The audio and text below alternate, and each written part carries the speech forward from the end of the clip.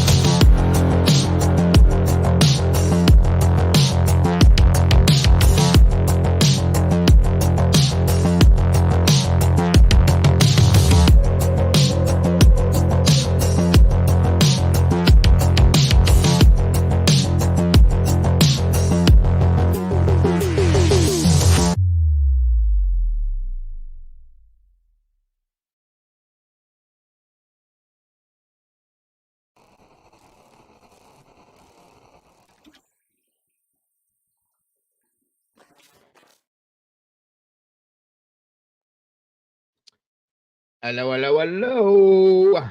Welcome back, guys. Great to see you. Great to have you here. Hope you guys are having a great night tonight. And I hope you all had a great day today. I sure do. I sure do. Great to see you guys so very much. Let's see here.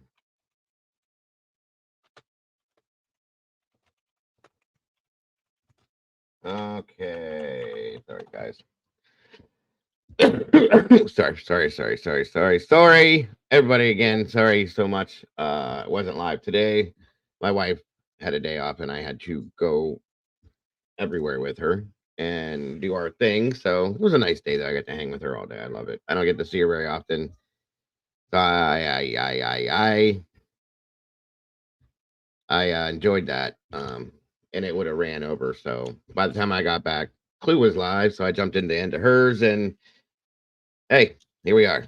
Either way, I'm still getting to see you guys today, and that's all that matters to me. And bring this crazy stuff to you because I'm telling you right now, as crazy as this case has been, is anybody surprised, honestly, that this even exists as something new in this case? Excuse me. But hold on a minute, guys. I got to turn something down because my friends are idiots. Sorry. There we go. All right, here we go.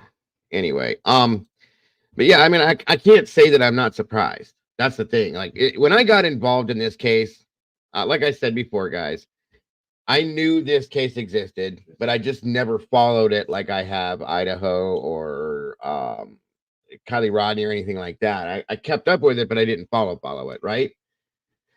Thanks to a very good friend of mine. Well, I don't know. I consider her a friend, but very, very, very good person. She's taught me quite a bit. And she's just a good person. She gives me good constructive criticism that has helped me, and I have a high respect for her. She got me involved, and she's like, dude, you got to check this out and look at all this crazy shit that's going on with this case. So I did. Whew. Like I said, guys, I've referred to this case multiple times and compared this with Idaho. Okay.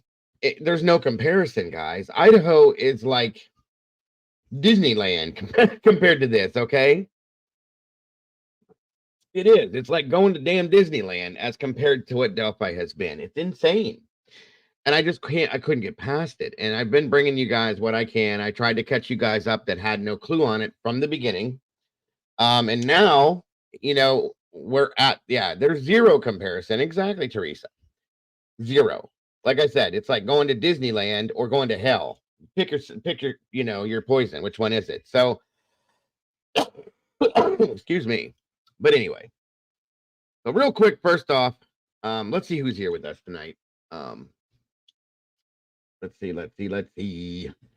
Looks like we got CL back in the house. Great to see you tonight, CL. Always a pleasure. Cindy Kerr, always a pleasure. Good to see you tonight, too. Miss Carolyn Miller, great to see you as always. Miss Victoria, Teresa, great to see you both. True Crime Time, Salty's in the house. Speaking of respecting, great to see you, dear. Thank you for joining us. I was hoping you'd be here for this one. And I know a lot of you guys that do follow this case, I'm probably behind. It's okay.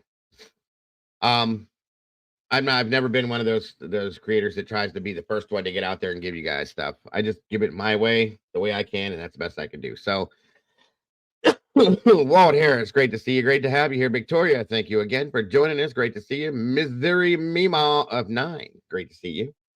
Miss Cluminati and Cletus in the house, good to see you tonight. Thank you for joining us. Felicity J, great to see you. Great to have you here.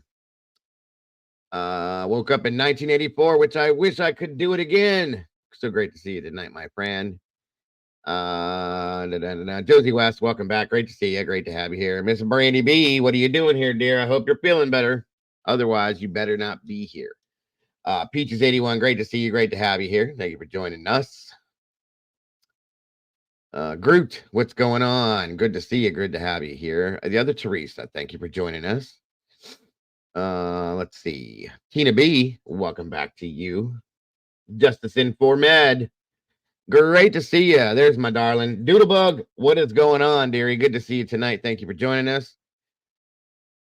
Truth Nation Uncensored. What's up? Good to see you, brother. Good to have you here, Willie. Excuse me, guys. Sorry. Got me Stumps back. Welcome back. Good to have you here. Good to see ya. 219-859-693. Thank you for joining us. That's a long name. Good to see you. Good to have you here. Peaches, I said, hey. Garut, what's going on with you? Good to see you. Good to have you here. Miss Terry Martin, welcome back, dear. Good to see you. Good to have you here. Virginia Wolf, welcome, bro. Good to have you. Guys, please, on your way in the door, if you would, please hit that like button. And mostly share this out to anybody you think would be interested in hearing about this tonight, because I really appreciate that. Jill Elaine, welcome back to you. Moonlit Baby, always a pleasure. Miss Joanne, great to see you as well. All right, come on down. Let's see. Bianca K, welcome back. Legendary CEO, what's going on, my brother? Good to see you. Good to have you here. Again, guys, share this out. Let everybody know what we're doing. That way we can all hang out together. If you haven't done it yet, subscribe and please hit the like button so that I will always be able to find you, because you're leaving me some DNA. Hey, come on in. All right, Brandy, you better be good. No shenanigans. Great to see you. Thank you for joining us. Jenny Phillips, welcome back to you. Good to see you. Let's see. Can we get back to you saying we woke up in 1984? I said, I wish I could. I love it. Best year of my life. One of the best years of my life. The 80s were the best, folks. Come on in, guys.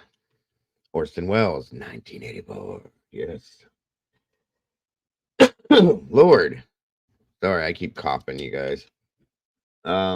It's this weather, I think. Miss Evie Marie, welcome back to you. Great to see you. I'm going to give everybody a chance to jump on in here for a little bit just to see who's coming. That way I don't have to start everything over. But yeah, it's gotten, if you can even believe it, if anybody can believe that it could get any crazier than it has been over there, it has. Welcome, Cootie Queen. Good to see you. Thank you for joining us. Being fly on the wall. Welcome back. Good to see you. And anybody out there that's just listening and not in the chat, thank you so much for that. You are appreciated. Anybody I may have missed, you're appreciated as well. Thank you for being here. I will catch up with you, I promise. Come on in, guys. Get comfortable, if you will. Mr. Philip Hughes, great to see you today. Awesome. You hung out with my sister, my baby sister. Great person. I hope she took good care of you, sir. Miss Felicity said, I'm already mourning the loss of my youth on my birthday eve. That's right. Tomorrow is Miss Lissa's birthday. Tomorrow is the birthday. You know what that means. Megan's Epic Mess. Great to see you. Interesting.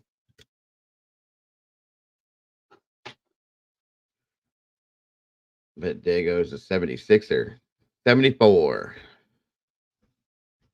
I was born in 1974, November 23rd. Yes, happy birthday eve to you, Liz. I will catch you tomorrow, like I do with everybody, for the good stuff.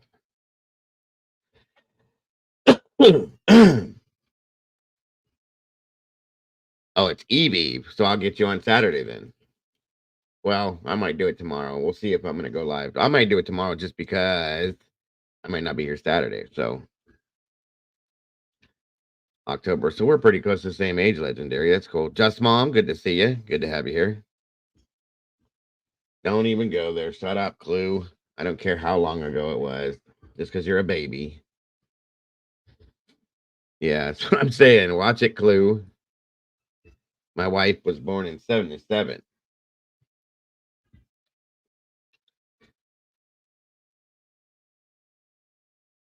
Unknown caller, welcome. Good to see you. I'm not. It will be 50 years. I just turned 49, Clue. I'm still in my 40s, so let me have that for what it is. Gen X, yes.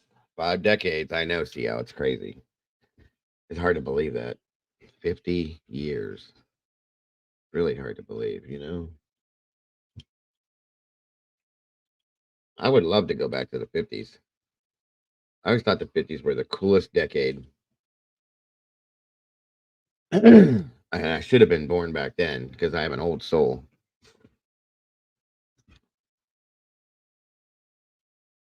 Miss Victoria says, I got a pleasant surprise this morning from a neighbor I helped a few nights ago. I was gifted a dragon plant. Awesome. And a handmade Valentine's card. That's awesome too. Those dragon plants are cool as hell. Good stuff. Well, we'll see what happens. Let me see your war phase. Hey, let's do it.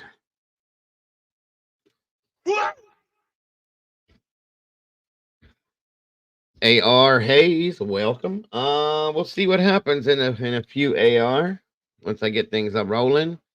I know Cluminati's joining me tonight. Welcome, Yearling. Good to see you.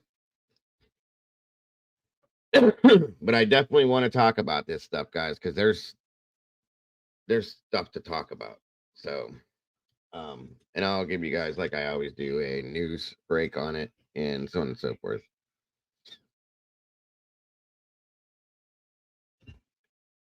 (1951), child of the 60s. My mama was born in 1953. So was she. March, actually. Her birthday's coming up next month. Yeah. I got to think about where we're at this time of year. Do I have mods in here? I got Brandy. I think I got Brandy. That's what I'm seeing. Miss Brandy. I'm looking, I don't see. Well, Brandy, take it easy. Don't be doing it too hard. You should be all right. I don't need you to do much.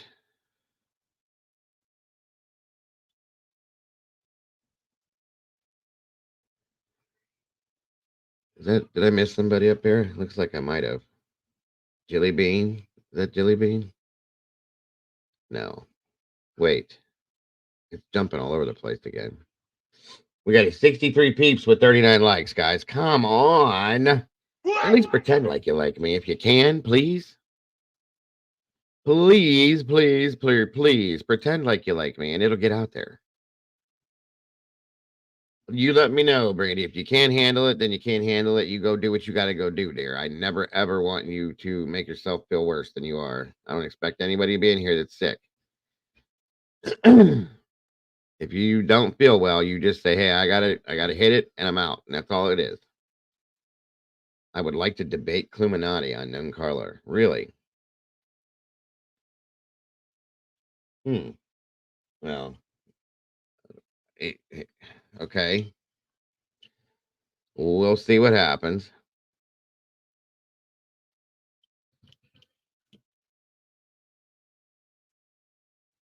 Thank you.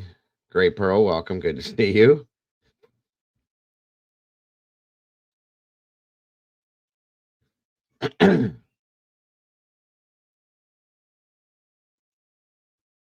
Miss Jenny Phillips, same year your mom was born. Gotcha. All right. Well, we got 60 peeps in here now.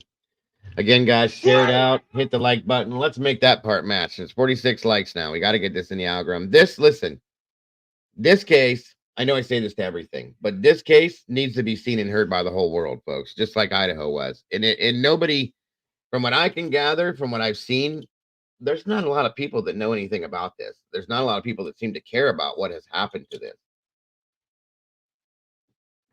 Just to give you guys a quick re-up on this, the man that is is being held in custody for this murder of these two beautiful young children has lost every bit of his human rights, in my opinion. The man looks like the Walking Dead. He's drug into court by 12 police officers for no apparent reason. The man is locked down like Godzilla with chains or big what's this? Not Godzilla, but King Kong. He's got chains all over him. They drag him through. Okay, 12 of them, guys. I counted it one time. 12. It's sick. The man. Thank you, Fly on the Wall. The man is starving himself, or was at one point, because he doesn't trust, in my opinion, the food that is being handed to him. I wouldn't either. In my opinion, again, I feel that he was coerced into a confession to his wife. Every time the man sees his attorneys, the first thing he says is, "Hey, are my wife and kids okay?" That's not normal, guys. That's sad. Okay. And that's what this is about to me. The biggest part of this is that Abby and Libby, there's true justice, just like with the Idaho 4, with every case we covered, that there is true justice given to them. The other side of this is that this man gets a fair trial based on the constitution of this beautiful country that we live in, and he's not getting that at this point. He has a judge that basically seems to hate him and already thinks that he's guilty. Okay. It's just none of this has been the way it should be, guys. Everything that everybody has attacked in Idaho is this. Okay. Idaho's not great either. I promise you, it's a bad situation. Delphi is the worst thing I've seen at this point. So that's why we do this like this. And that's why it needs to be seen by everybody. So please, please, please, please hit the like button so we can get this out so the whole world can see it, because that's who needs to see it. Vicky Harrison, welcome. Good to see you tonight. Thank you for joining us. Exactly, Clue. I would not, knowing the things that go on. Again, I've told you guys, most of you guys, this before, but there was an inmate that came forward and said that this man is being abused. Okay. There's nothing for an inmate in the same prison that this man was in to gain from saying that, other than bad publicity for himself or possible torturous treatment for himself. Okay. Other than the fact that he saw what this man was going through, it's sad. So again, the state of Indiana has 6 kids dead, 2 adult females, 50. Abby and Libby are 2 of those kids, and 4 kids from Flora. That's a whole other thing too, you guys. I covered the Flora story. A very sad and a disgusting story. And I'm telling you, from the things that I've learned from what happened here in Delphi, what happens, it's not a far reach for me to say that Flora possibly could be kind of connected in a sense. I'm not going down no rabbit holes. I'm just telling you, there's a lot of markers that kind of match up, and it bothers me. Okay. So that's all I'm saying. Exactly, Clue. There it is. Bingo. That's awesome. I'm sorry. He may be guilty, but he's human. This isn't some third world country where we treat people like shit because they're accused of a crime. Thank you. Innocent until proven guilty. Not he's guilty until you figure out that he's innocent or not. It's too late then. Okay. This big mess that this has been. Thank God this man got his attorneys back. I'm very grateful for that. We still got a judge to deal with, okay? But welcome, Angel. Good to see you, dear.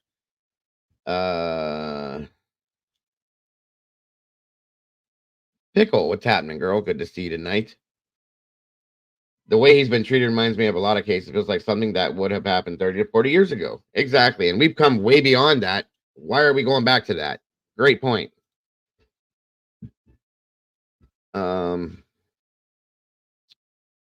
68, 73 people. Come on in, guys. Share this out. Hit that like button. Let's get it up and out there. 52 likes. It went down. Or did it go up? No, that went up. It is inhumane. Tattletales, what's welcome back. Good to see you. Very inhumane. And again, this is another one. Everybody talks about the Idaho PCA being garbage. It's Swiss cheese. It's this and that and everything else. Have you guys seen the PCA? I showed it once. The affidavit for this case is the joke. It's a joke. They hired they arrested this man based off of nothing. There's even less in this than there was in Idaho, according to what everybody's saying. There's less in this. And in none of it, the things that they were there, they don't make sense. Thank you, Licity. So anyway, I'm not gonna make you guys wait too long. We'll see if other people jump in. I'll read back. Or I'll go back. I'll read back. Yeah, whatever that means, folks.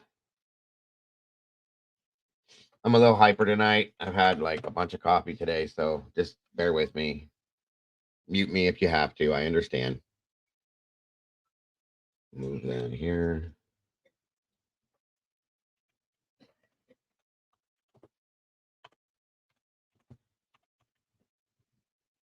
Got some documentation to look at too. Let me see something. Yeah, let me see. Let's see.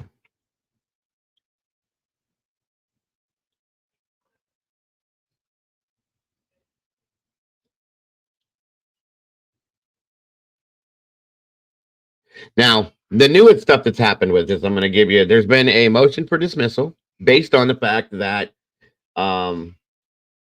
Richard Allen or the defense are alleging that the state or the prosecution team have destroyed crucial evidence in this case. Why? This is what I'm saying, guys. It's bad stuff. I'm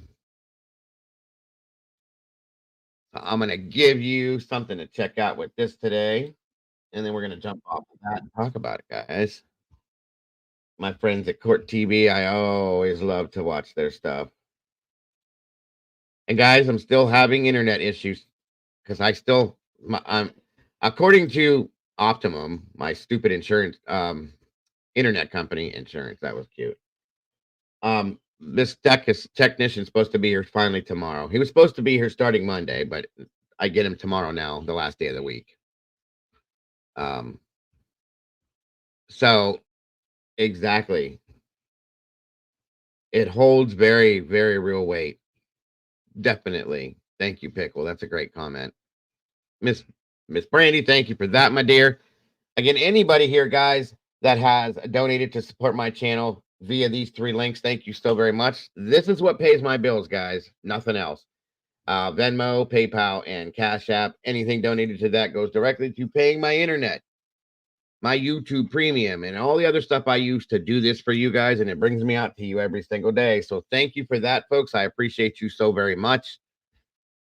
Destroyed exculpatory evidence, 2 recordings from 2 suspects recorded over in the first week of investigation.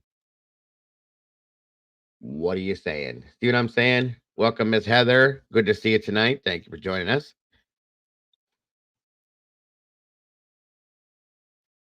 It's beyond frustrating, Heather. It freezes, it goes out, comes in, this and that. So, guys, I'm warning you ahead of time. If that happens, please have patience and bear with me. I'm so very sorry ahead of time. Hopefully tomorrow we will have this fixed. It's been a pain in the arse. All right. Let me know how the audio is. Please let me know if I'm too loud. Welcome, JC. Good to see you tonight, dear. Oh, imagine that. How about that, guys? One of the pieces of material that was destroyed was a interview with Mr. Brad Holder. And the other one was PW. Once again, it was insane. Like I said, let me know how this sounds. If I'm too, let me know if I'm being too loud again, too. All right, let's check this out, and then we'll move into the thing. Shut up, Clue.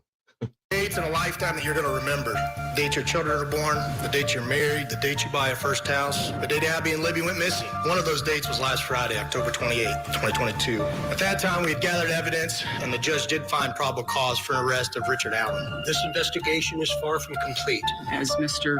Allen is now without counsel, I've ordered him transported back to the Department of Correction. Obviously, without counsel, Mr. Allen's hearing cannot proceed. What's your reaction to the fact that his counsel withdrew and he wasn't even in court today?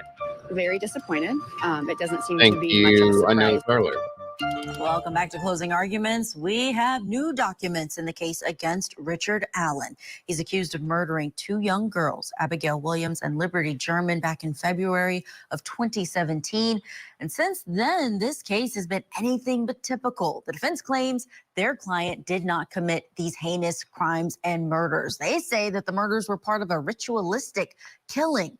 Allen's defense points the finger at an Odinist cult, and they've hinted that members of the prison system and the law enforcement there in the area, that they're actively involved in the conspiracy. These are all allegations. And today, those accusations continue. The defense filed new documents now alleging that there are 2 interviews that are crucial to the case of key witnesses that they say were recorded by law enforcement and then taped over by law enforcement. So they've been deleted. The interviews were with a father of a boy that Abby Williams, one of the victims, was dating at the time.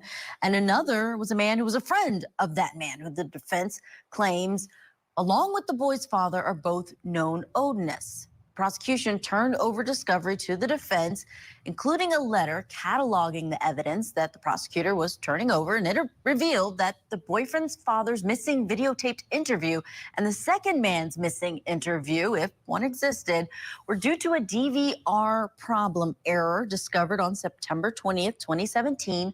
All recordings up to February 20th, 2017 were recorded over.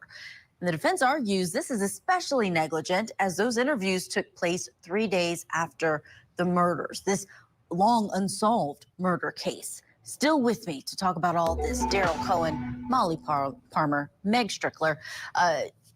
This gets weirder and weirder the more things that we hear from the defense. Is this just zealous representation, or are you starting to believe some of the things that they are alleging? I believe very little of what they're alleging. But let's take a look at this for a moment. When our defendant was first arrested, he was big, and now he's little. He's now emaciated. I think that plays into the defense theory, whether they realize it or not.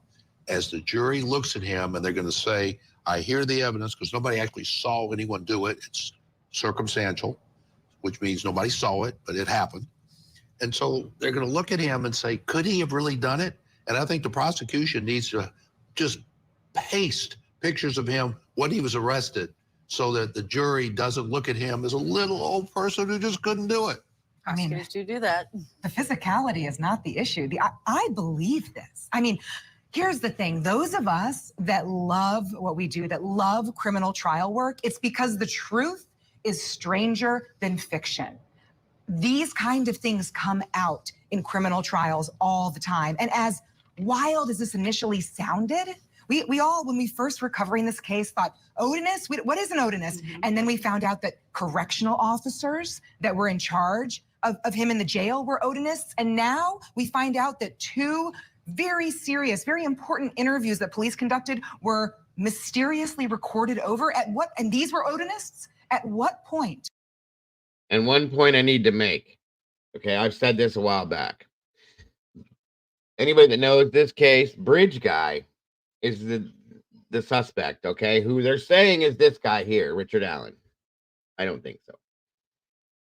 There's another gentleman that came to the surface not too long ago that I saw, and as soon as I saw this man, my eyes crossed.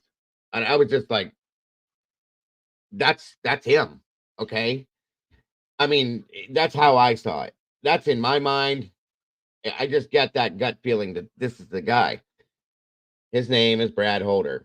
Well, guess what? That's one of the interviews that was erased, amazingly enough. Why? I mean, really? Come on. If that doesn't look suspicious, then I'm a skinny Asian guy from California, okay? I'm just saying. Come on, guys. That is the most ridiculous thing. And for anybody to think that it wouldn't have been caught, it wouldn't have been a big deal, it's just an accident, come the hell on. This is insane. And like I said in the beginning, I'm not surprised, okay? I'm not surprised, but damn. Let's not be any more obvious, guys, okay? Crazy.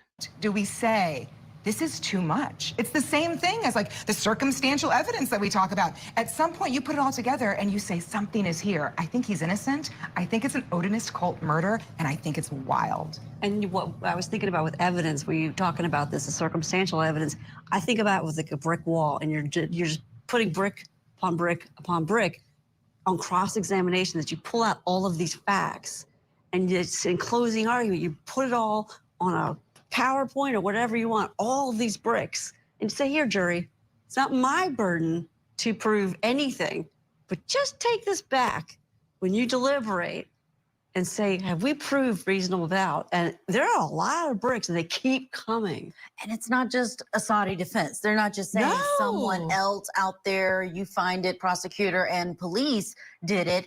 They're saying we have a pretty good idea of what this all was. And I want to ask you specifically about these interview recordings, because this murder that happened, murders that happened in this area, this had to have been one of the biggest cases that they'd ever dealt with. So the idea that just 6 days after these interviews would have been taped over or lost or destroyed, that's the allegation here, is that the prosecution destroyed it. And see, that goes right along with the fact that the crime scene, okay, the way they found the crime scene with the sticks being found on top of the victims in a runic type fashion was brushed to the side. The case files and things like that were all buried on this. Welcome, Sarge. Good to see you. So all of that, every bit of it, it was all just either hidden, dismissed, not talked about, other than the three officers that followed this from the beginning and stuck with this, and they haven't let go of it, okay? Then you have, and this is probably not a good way to put this, but this is my feelings on this after seeing everything else I've seen. We had the gentleman that used to work for Attorney Baldwin, who just so happened to show up to say, hey, hi, let's have coffee. I haven't seen in a while, but let's talk. Goes into the boardroom, takes pictures, crime scene photos of pictures, and puts them out and tries to make Baldwin look bad, which in turn, Judge Gall took that and ran a marathon with it and forced them to recuse themselves as his attorneys. Nobody else can tell me different. I personally believe, this is just me, nobody has to stick with this, and I'll say this, I don't care, out loud. I feel that came from the prosecution side of things. They can say it didn't. I don't care. I don't believe that, guys. The way everything else has fallen into this hole, that's my thought on it. And that's, you can call me a conspiracy theorist if you want for that. I don't care. Everything else has happened this way. Okay, so if you call it a conspiracy, do what you got to do. That's how I see it at this point. Well, of course, there was more details. I'm just being quick to the point with everything, but there was a lot more. Yes. Okay. The point I'm trying to make, guys, is that there's everything that has happened seems to have happened for a reason. Okay. This is weird. I believe in coincidence. Don't get me wrong. I've said for a long time that I don't believe in massive coincidence like this in true crime. I just don't. Okay. Because with every coincidence, there's truth. True coincidence has to come from some port of the truth. So, you know, it is what it is. Does that raise any more red flags if there's an argument that, oh, it was an accident? Doesn't bother me. Why doesn't it bother me? Because the people that were interviewed were available. If they were dead, then it would bother me. If they're available to be re-interviewed, even though their memory may not be as good as it once was. Well, let me add something to your point, Daryl, because in that defense filing that's described as a known contradiction is that the father of Abby's boyfriend, that at one point he told law enforcement back in 2017, so this might be in the written portion of that interview, that he never met Abby Williams, and she was reportedly dating his son at the time. Then when he was re-interviewed after all of this unfolded in 2023 with the arrest of Richard Allen and all this attention on the case, he told law enforcement after he was interviewed for about 39 minutes that he barely even knew that girl. I met her once. So what the defense is saying is that there's this one material and highly relevant contradiction that exists, and therefore it's plausible that there are many other contradictions that they would have if the defense had that information, but because of their accusations that the state was negligent in not preserving that evidence. So does that change your position? The word is no, and it's spelled N-O, not K-N-O-W. Molly. I mean, what more do we need to say? That this is incredibly suspicious. If the state is not transparent, that should be the first red flag. And then when you have this blatant inconsistency about whether he even knows the girl, and at first he's denying having ever met her, that's another red flag. And then now he's an Odinist, that's another red flag. I mean, at some point, we can't just blindly look to authority and assume that the state is always going to be doing the right thing.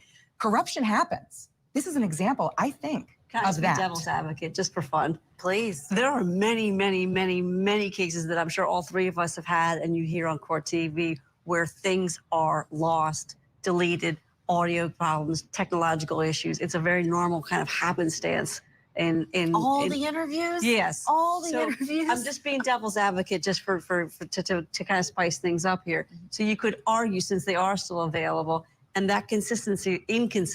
There is no devil's advocate in this. I'm sorry. This is just blatantly what it is, folks. It's corruption, and it's best. This is the absolute most corruption I've ever seen in my life in any kind of a case. Okay, period. There's just nothing else to say about it. There's no way to look at it any other way. It is what it is. So, thank you so very much, Miss April. God bless. I appreciate you more than you know. Sorry. Welcome, Miss Kathy. Good to see you, Kathy Dugan. Yeah, thank you, Salty, for that. Yes, we're short-staffed tonight, guys, so please be nice if you will. I appreciate that so very much.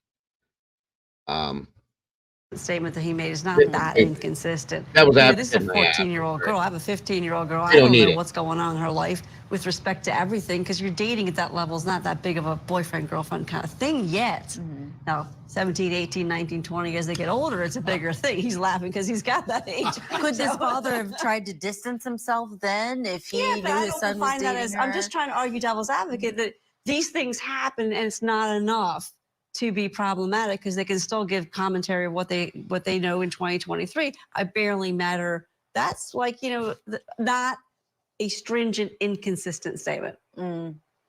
Doesn't bother me because nothing is absolute. That's why it's guilty, if found guilty, beyond and to the exclusion of every reasonable doubt. And There's this is going to be reasonable doubt. to you or no? It doesn't scream that to me at all. I see mistakes, whether it's intentional or not, that's a whole different situation. But even if it is, people were still available. And the fact that he may have known this girl, he may not have known her, that doesn't bother me. That really is minute. I mean, this trial is going to be unbelievable. Just wait. I mean, I think the defense has only shown us a small piece of their theory, right? We know which direction they're headed, but what's actually going to come out and the way that they're going to bring it out, I think is going to be completely fascinating. And jurors, jurors these days are more skeptical than they've been in the past. They come in there and they do, have expectations of the state, of the government, and they are looking towards law enforcement and wondering if they're doing the job that they should be doing. This case is perfect for that kind of audience, and this trial is going to be absolutely wild. Yeah, And they'll it will teach you be the an art of interesting cross-examination, one. too. Absolutely. SVU, Special Victims Unit. You know that these attorneys are going to be all over that cross-examination. That's all the time we have for on this case.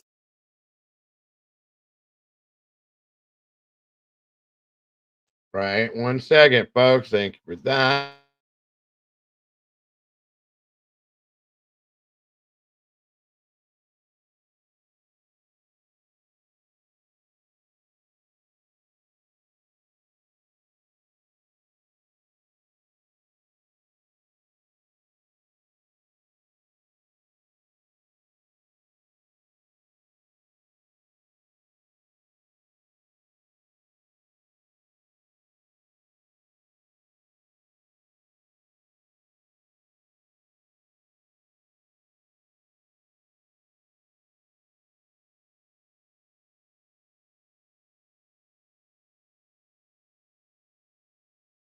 A lot of local news to get to today, and we begin with more new developments in the Delphi murders case. So we're going to get right to it. We have updates in just the past few hours. We learned Richard Allen will stay in a state prison while he awaits trial. Judge Francis Gull denied a request to move him to a county jail. The judge also agreed to postpone Monday's hearing until next month. On the agenda to decide if Allen will face additional charges for kidnapping and whether his defense team should be held in contempt for allegedly violating court orders. Also today, the Indiana Supreme Court released its full opinion. That opinion explains why justices reinstated Richard Allen's original defense team and kept Judge Gull on the case. Our senior investigative reporter Bob Siegel is here now to explain what the justices had to say. Bob? Well, the Supreme Court released its decision a couple weeks ago, but this 21-page opinion released this morning helps us understand why they ruled the way they did. On the issue of reinstating Brad Rosie and Andrew Baldwin as Allen's defense team, justices said they agreed to reappoint the lawyers because denying the request would result in substantial injustice, and they concluded the judge lacked the authority to remove counsel without considering other less drastic options.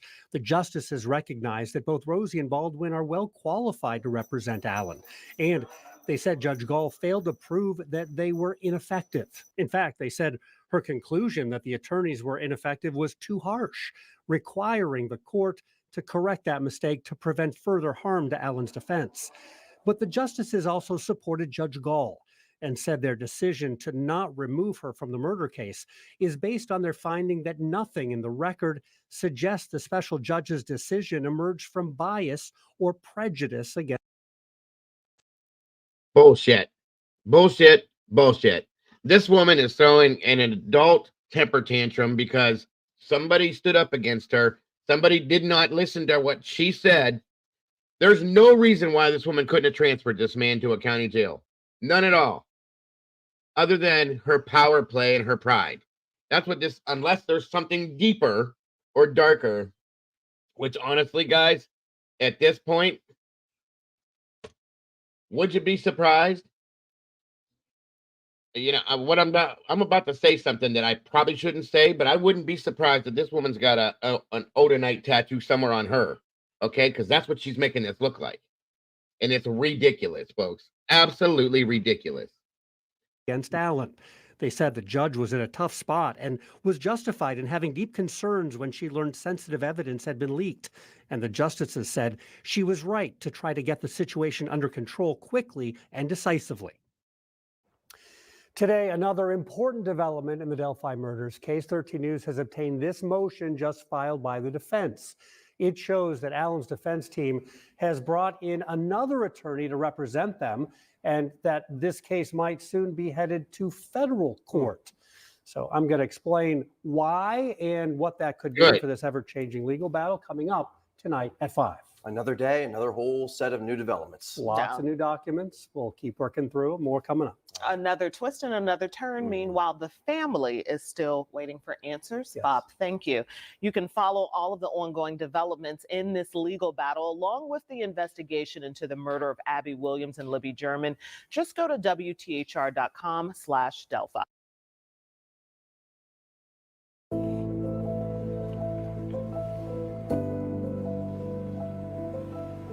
Tonight, even more new twists in the Delphi murders case. A hearing scheduled for this coming Monday now has just been postponed. That hearing was scheduled to determine if Richard Allen will face more criminal charges and if his defense team will be held in contempt for allegedly violating court rules. And now, new today, it appears the defense team could be willing to fight this battle all the way to federal court. Our senior investigative reporter Bob Siegel is here live in studio tonight to explain these new developments in the case today. Hi, Bob. Hi there. Well, a new attorney has joined Richard Allen's team, and he's not just representing the defendant, but he's also representing the public defenders who say they've been wrongly accused of misconduct, and the allegations could be violating Richard Allen's rights.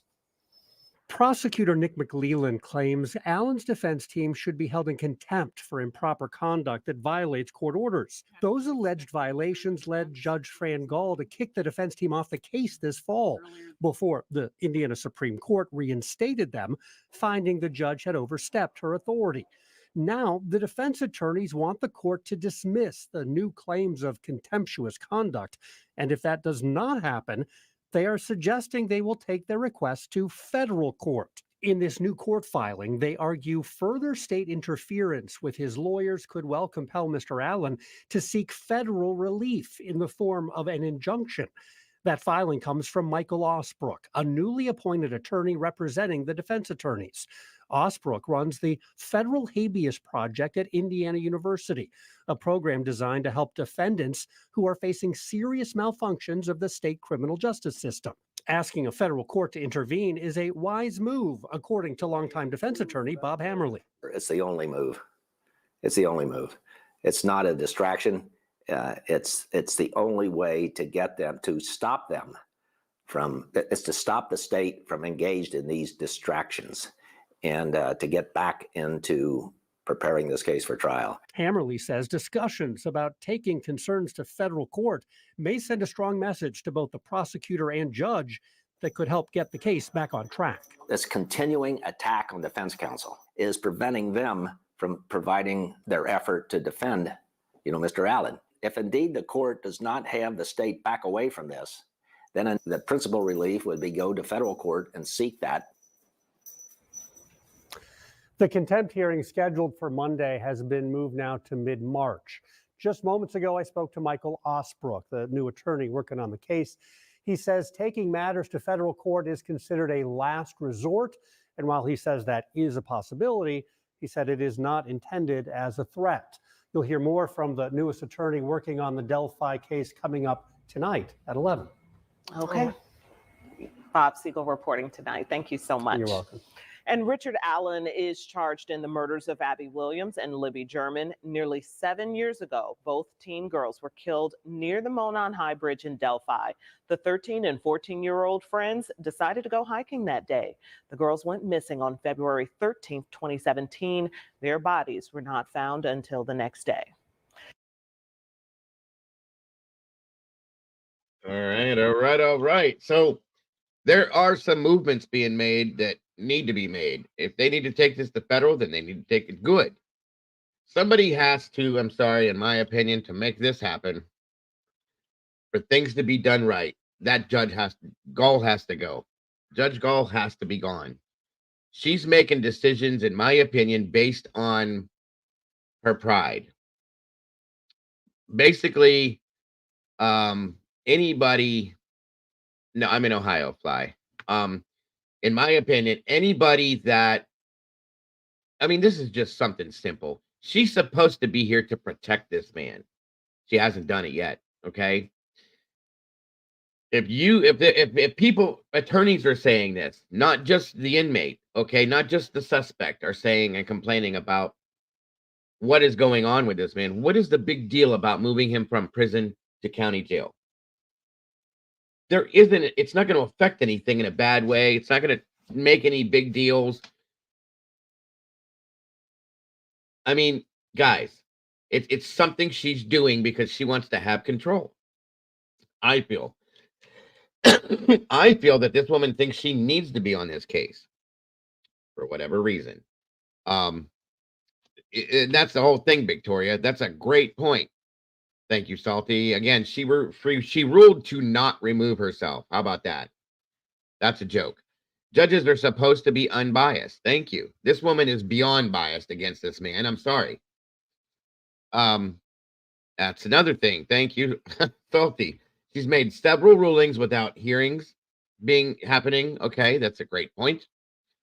Let's see. Cass County, Indiana said that they could house Allen. She won't let it happen. They took him from one bad situation in a prison. Mind you, for those that aren't familiar, this man was arrested and almost immediately put in a prison, not county jail, but a prison. Before he even had a plea in, he was put in a prison, let alone being found guilty of a crime he's accused of. They're saying for his protection. I call bullshit. Okay. So then it's found out after he brings out, that the allegation was brought up that this was done by an Odinistic cult per se. Okay. And he's pled innocent the whole time. Then he makes his what I call the coerced confession for fear of his life or fear of his family's lives that he did this. I've never taken that as anything other than bullshit, and I still won't. Okay. They find out that he's being housed in a prison with prison guards that have Odinist patches on their uniforms. Now, I spoke about this the last time I talked about this. I have a brother-in-law that is a prison guard, okay, in a supermax prison here in Ohio. Let alone having any type of patches on your uniform other than what is uniform, the American flag, where you work at, and your rank, your name. Nothing. Okay. You're not even allowed to have facial hair, folks, like this. You can have a mustache. That's it. Okay. Your hair has to be a certain length. All of these things. So you think you can just throw a Metallica patch on your sleeve and an Odinist patch over here and this and that? No, guys, come on. No. So they move him. They were forced to remove the patches. Then they move him from that prison to this other prison, which was almost worse because now he's being housed in a place that's being guarded by a guard that has a tattoo on his face of an Odinistic rune. What? It's almost like a game that they're playing or something. Well, fine. You think that this is how it's going to happen? Well, we're going to do this. Again, guys, this is completely and utterly ridiculous. There's an absolute total lack of I can't even think of the right word to put this in, but it's insane. Okay. So then they motioned to have him move back to where he should have been from day one in a county jail, awaiting trial until he can be found guilty or innocent. And she said, no, I don't know. No. For no, I mean, yeah, I want to know a reason. I want to hear a reason. There isn't one. I mean, this actually, at this point, guys, I don't really ever get upset other than like, thinking about scenarios going on with these cases. This case upsets me because it's so unrealistically insane. And it goes against everything that this country stands for and everything that our judicial system stands for. Everything. This man has been abused in every way that you possibly can. Okay? And he's a prisoner in the United States of America's judicial system that we're supposed to stand and believe in, okay?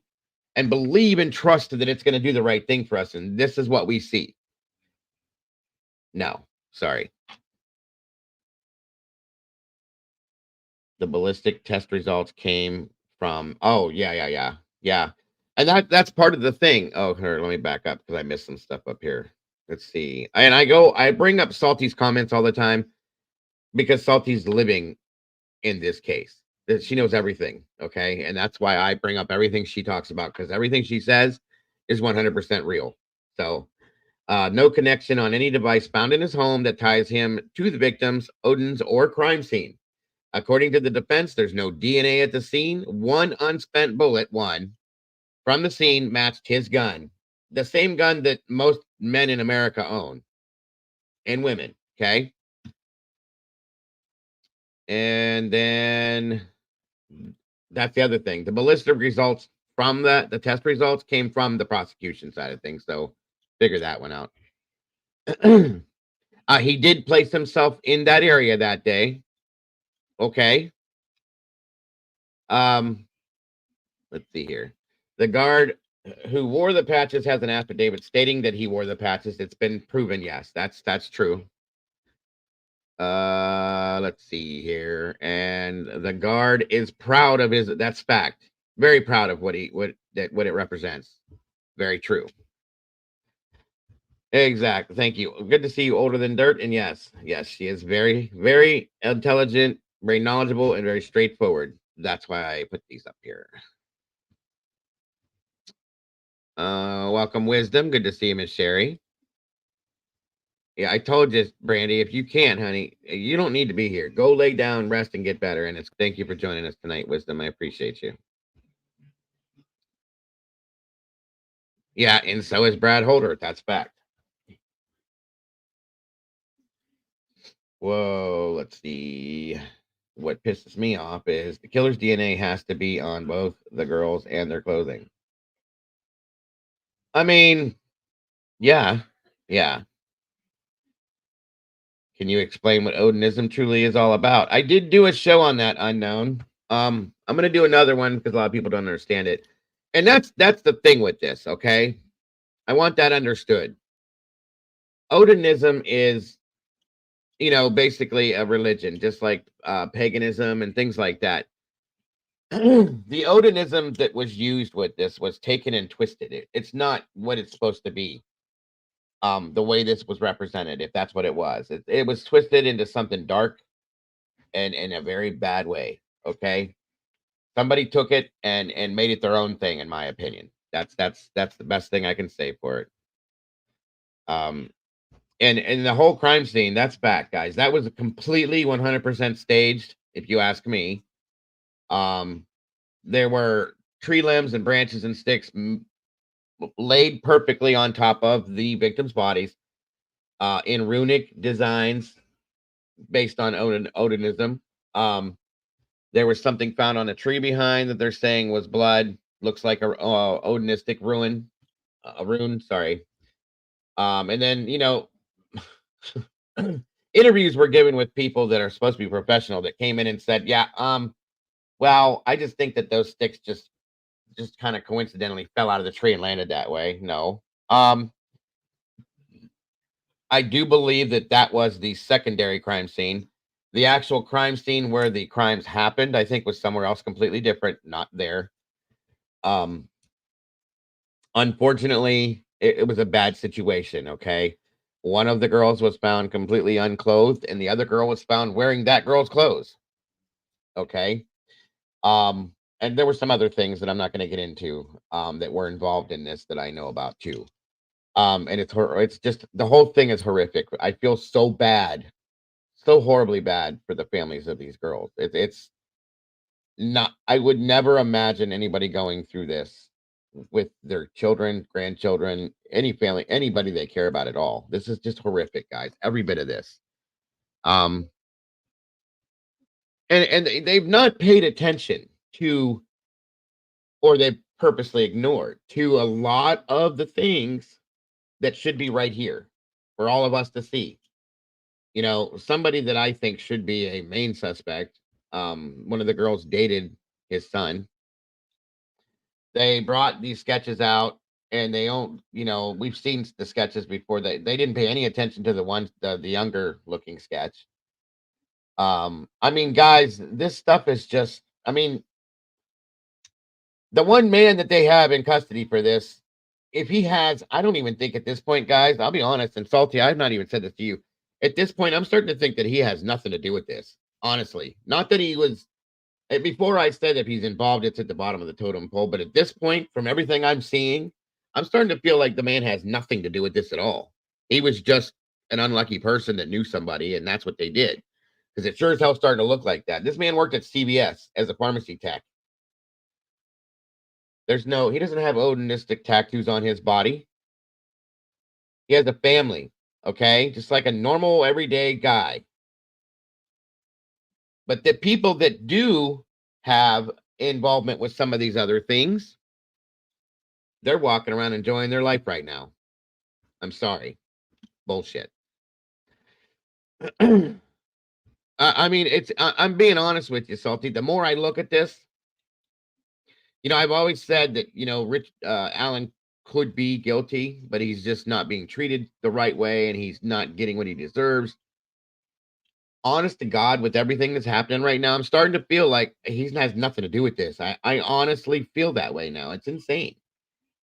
Yeah, of course. We got to wait for the trial. And that's with any case, guys. We need to see the trial, period. But they're giving us things to look at and go, what's that now? With this bullshit that just happened, come on. Come on. We know how that goes. We're not stupid people, guys. It is what it is. Yes, that's the biggest part of it, is his human rights as a human being. A man alive living in the United States of America. Everything's been violated as far as I'm concerned. So all right, let me see something here. Oh, 1 second, guys. What did I just do? That's not what I was trying to do. Hold on a minute here.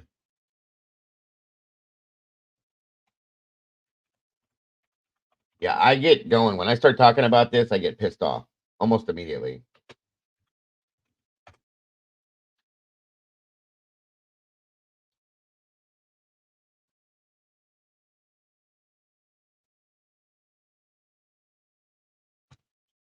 All right, I'll be right with. Give me 1 second, folks. I got to.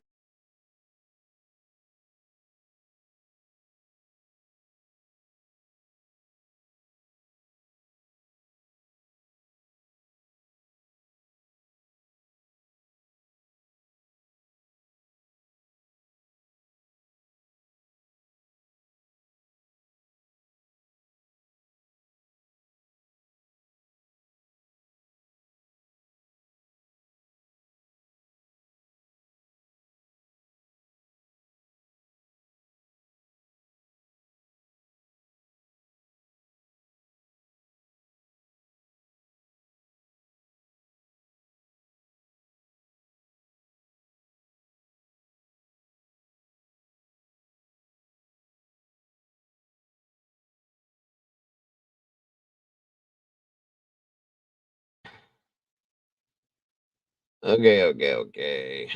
Let me see here. Excuse me.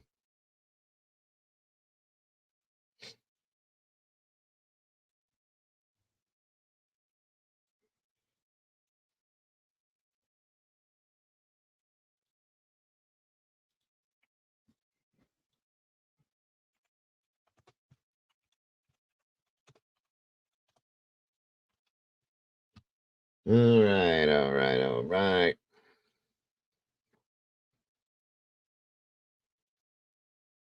I don't know if I don't remember showing you guys this, but welcome, Archer. Duke, what's going on? Fat and Sassy, good to see ya. Thank you for joining us. Let me see something here.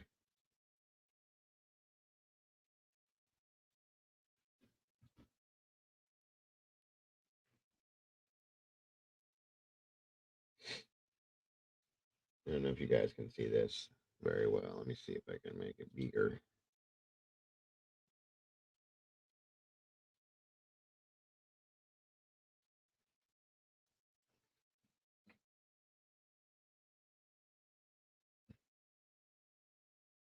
Hey, T, good to see you. So, maybe I made that a little too big.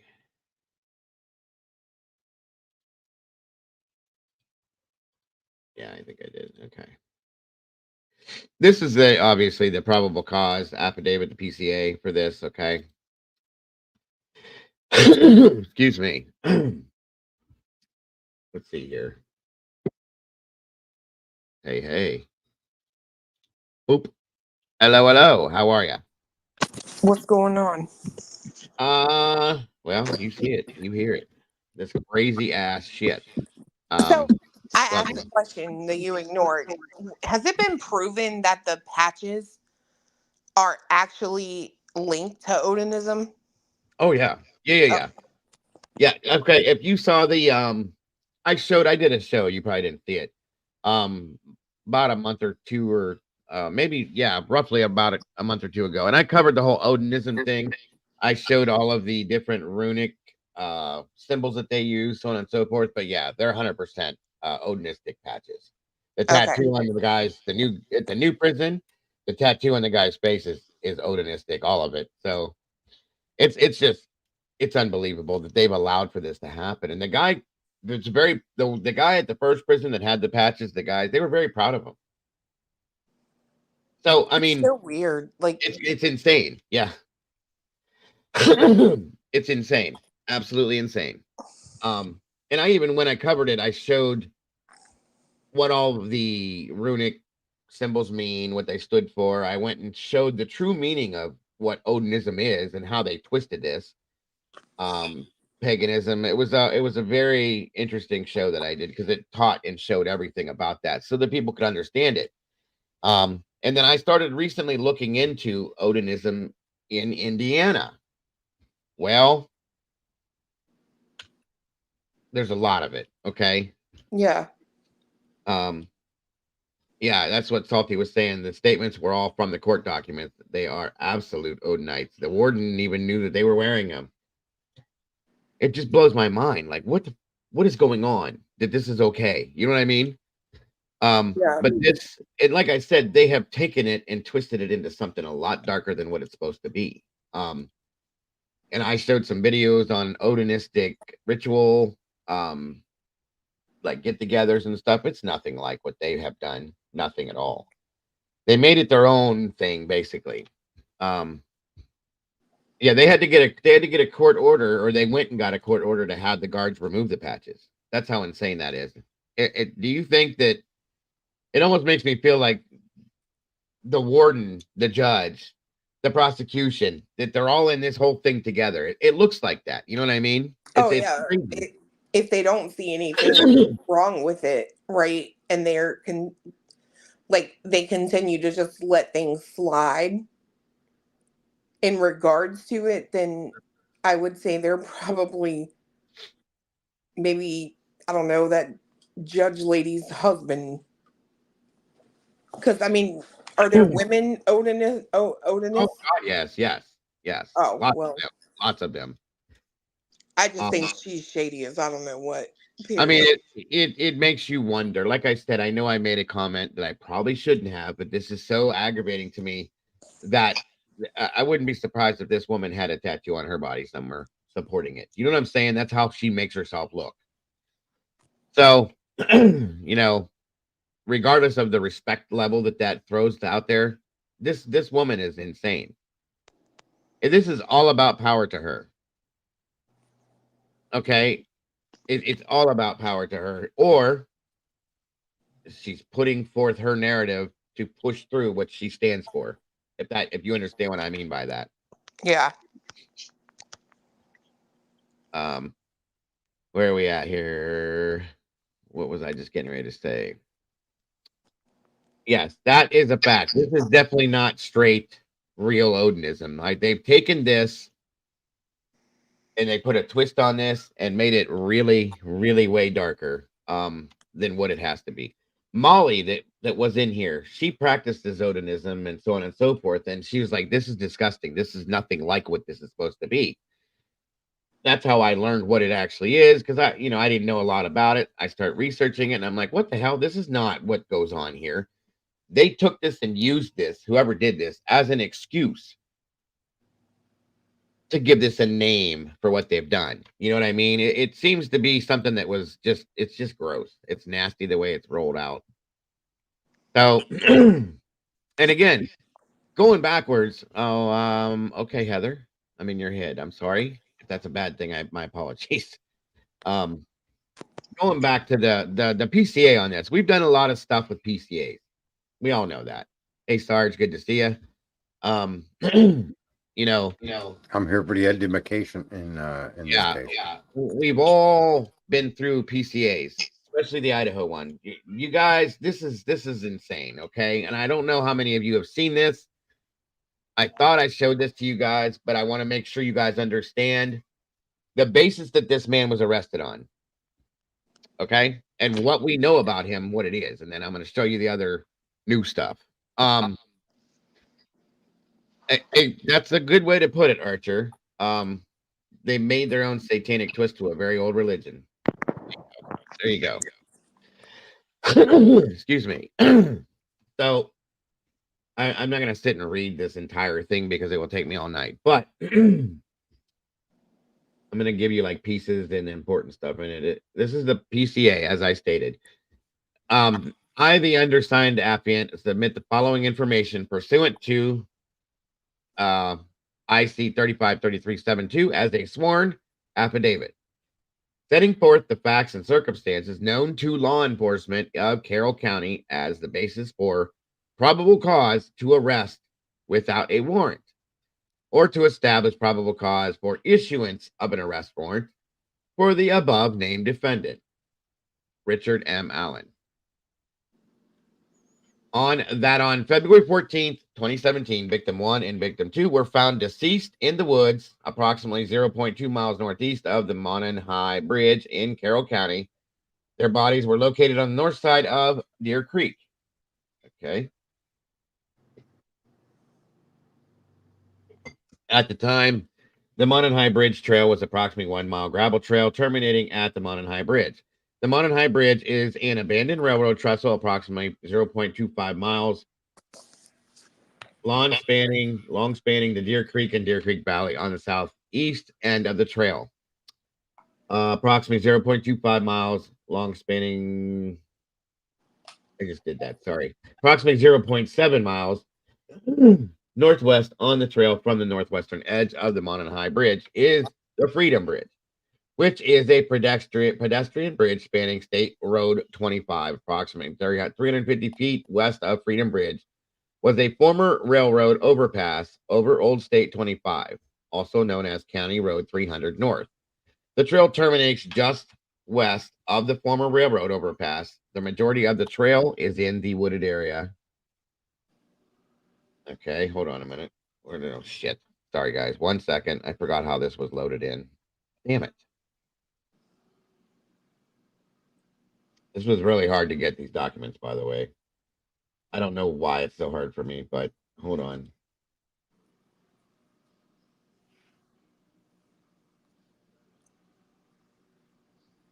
One second. Oh, it didn't take. I'll be damned. Hold on, folks. Give me 1 second. I only got that piece of it. What? You got to be kidding me.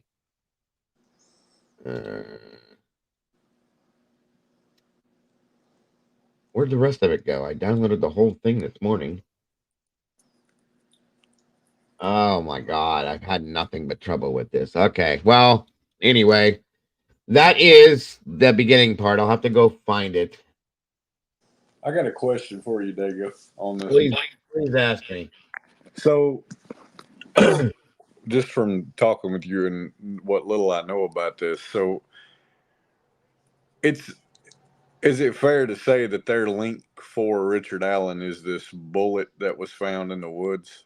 No, that's the only thing they have. And that's what I'm saying. That's the link between him and this crime. And yeah. Did they interview him around the time that all this went down? Or was he just somebody that came out of nowhere as the guy they arrested for this? Yeah. No, I believe, they did talk to him back then. Okay. And then nothing more came from it at that point. Because he did admit, like I said, that he was in that area that day, so on and so forth. But that was it. I don't know. It almost seems like, well, let's see, we can't really find anybody to put this on that would make sense. So let's just go back to this guy. Well, the reason I was asking is ultimately they said he owned a gun that this bullet could have come from.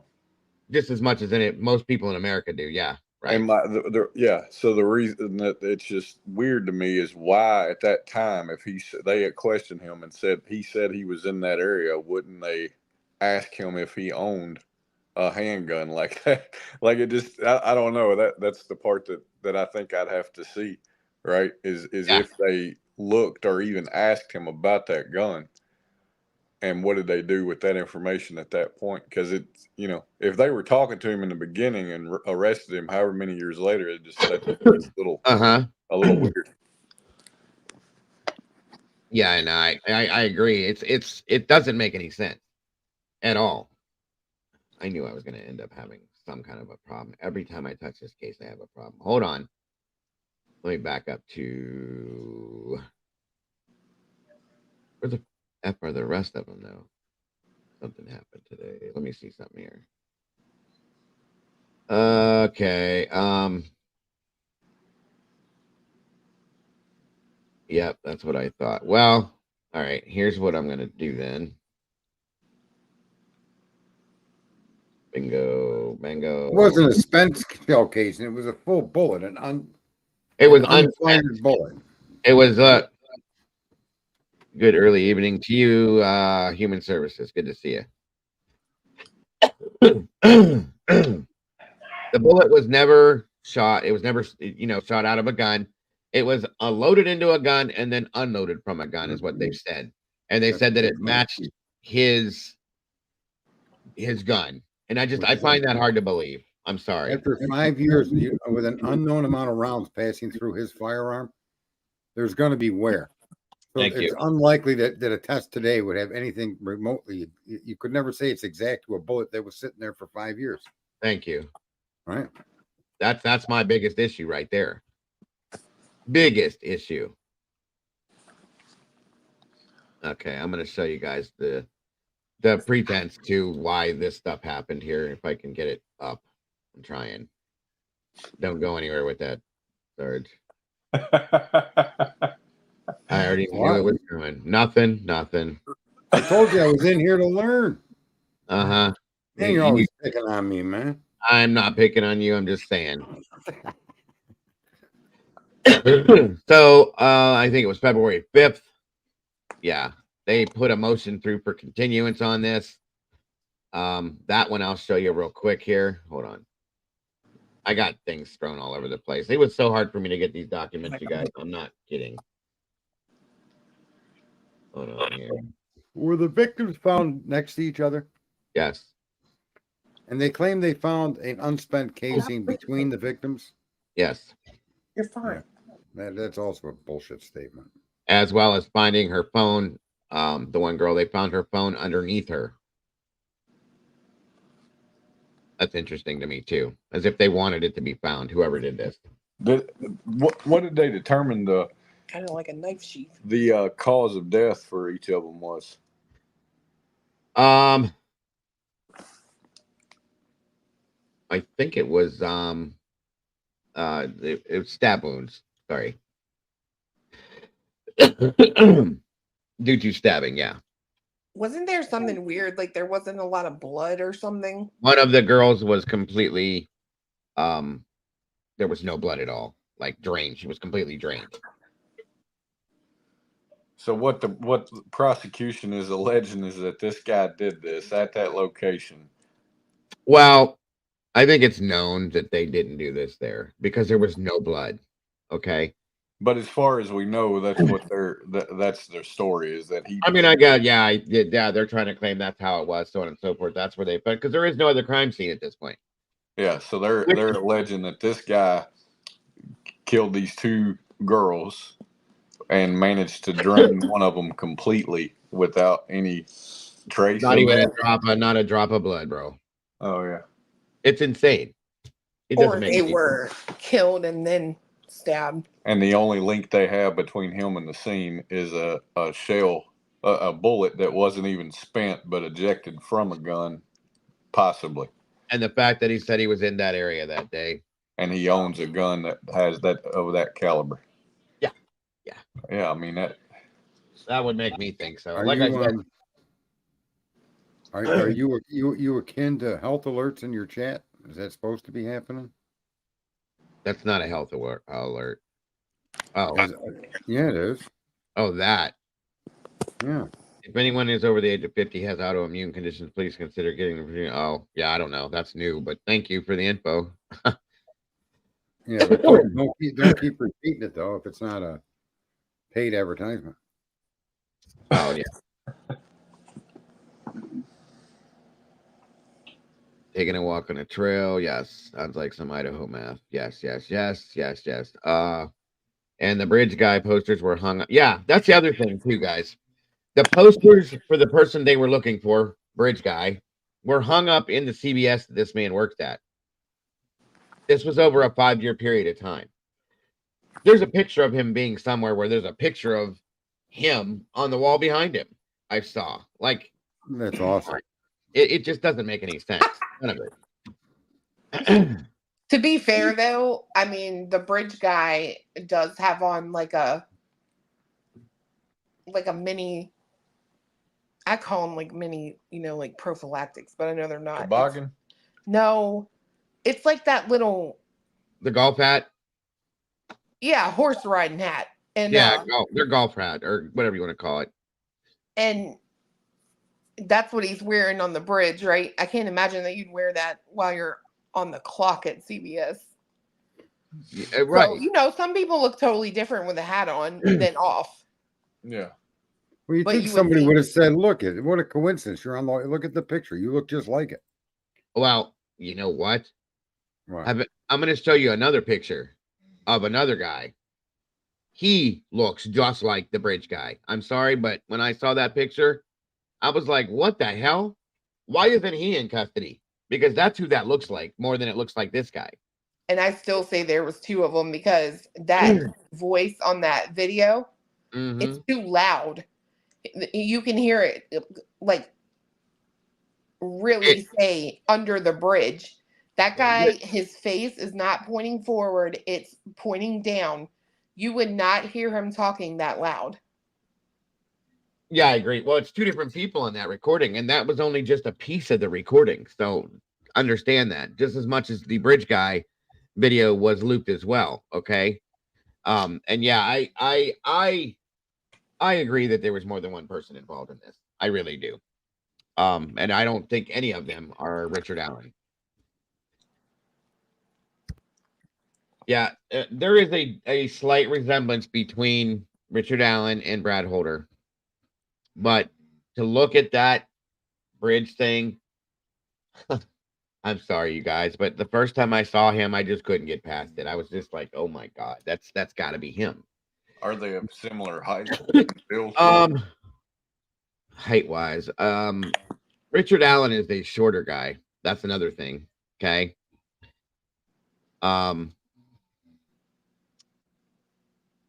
The bridge guy, in my opinion, I'm sorry, Allen is a lot shorter than bridge guy. Okay, that's how I see it, and I believe that Holder is closer to the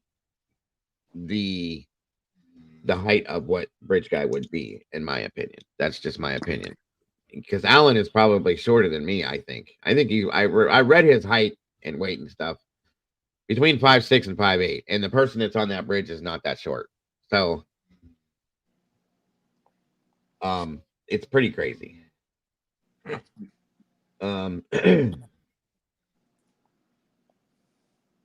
This is not the paperwork I wanted you guys to see. My documents, guys, are so unorganized with this. It's been such a pain in the ass to get them. So I'm giving you the deepest apology on that I can. And that was the other part of it. Thank you, Salty. I was going to bring that up and I lost my train of thought.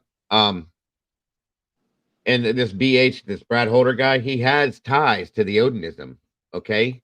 He posts all over his Facebook. There's all sorts of crap on Facebook about I've showed it.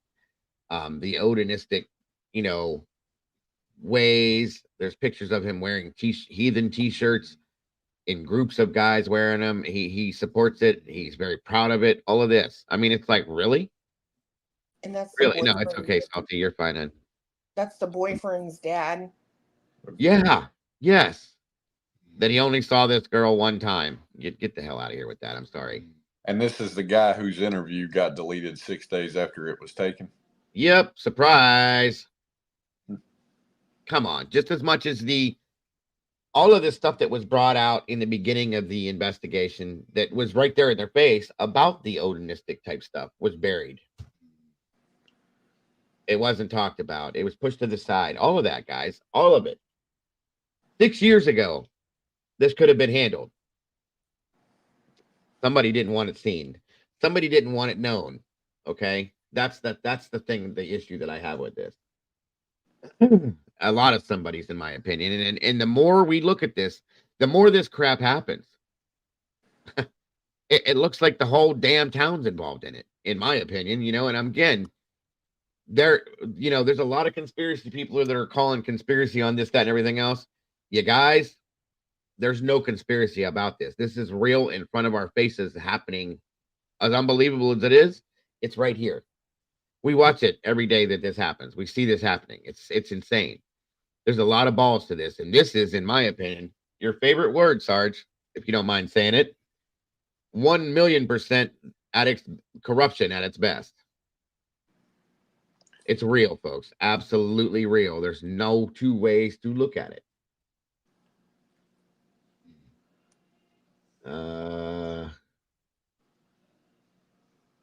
It is interesting that that's the only link they have between him and the crime scene. It's insane to me. Insane. Right, with that weak of a link, the guy shouldn't even have been charged. That's what I'm getting at. Yeah. Like, yeah. It just that's wild. It's crazy. And we're supposed to believe it. To have been that many years later, and I don't know.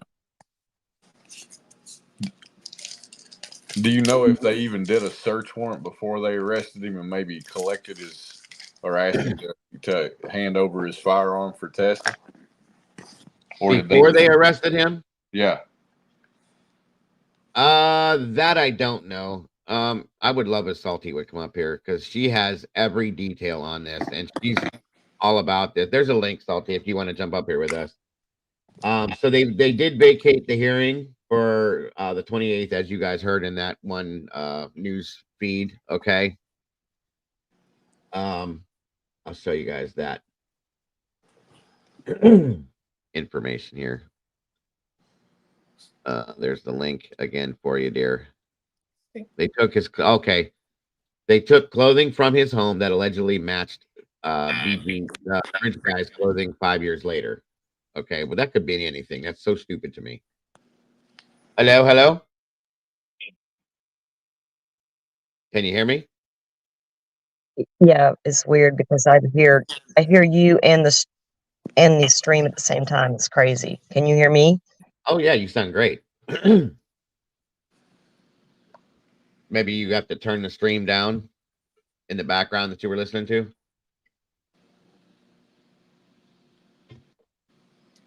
I'm glad she's here because I can talk about this. I can show it to you with my passion. I want you guys she knows every detail on this down to it. So I want you guys to hear it from her. That's why I've been waiting for her to get her in here. All the questions you're asking to try to understand how this has unfolded, because I know the three of you know about it, but you don't know about it. You know what I mean? Yeah. That's why I like the questions you're asking. I would love for Sarge to get a hold of this like he has with the other stuff and see what has happened here as much as he is about the Constitution. Can you hear me, ma'am? Yeah, I can. Okay. You sound good on this end. Can you hear everything else okay? No, it's like I'm hearing you and your stream at the same time. It's really weird. I got to figure this out before I can come in.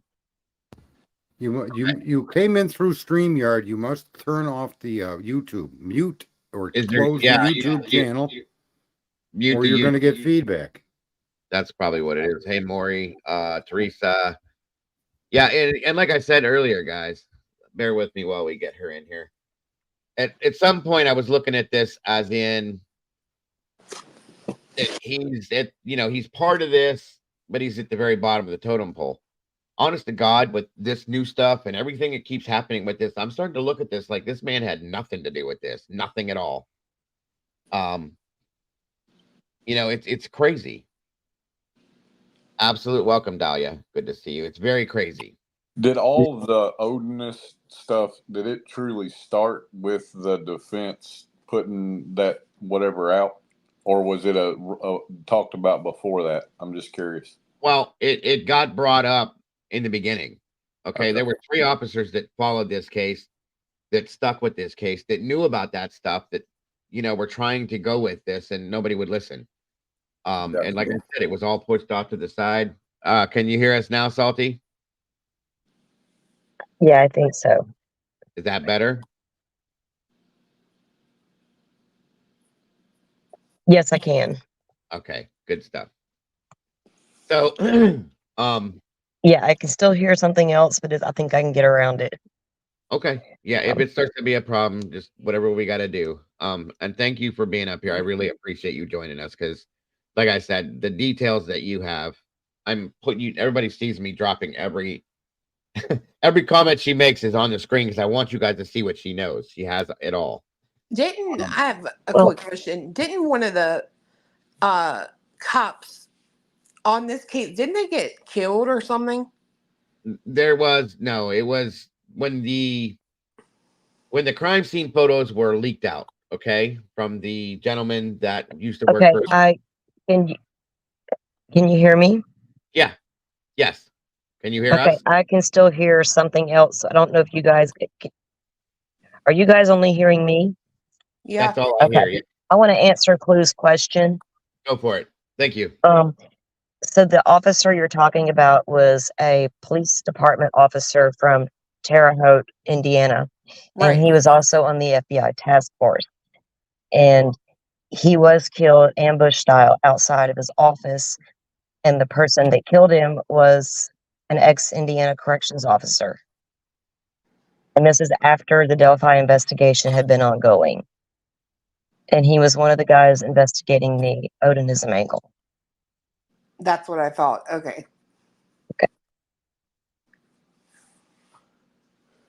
I have a delay, guys. I don't know why it's doing it. I'm on my phone, and so let me turn off this Wi-Fi bullshit. Okay. Yeah. Clue. I'm sorry. I thought you said took his own life. I'm sorry, and I thought you had that confused with something else. My apologies. Okay. Go ahead.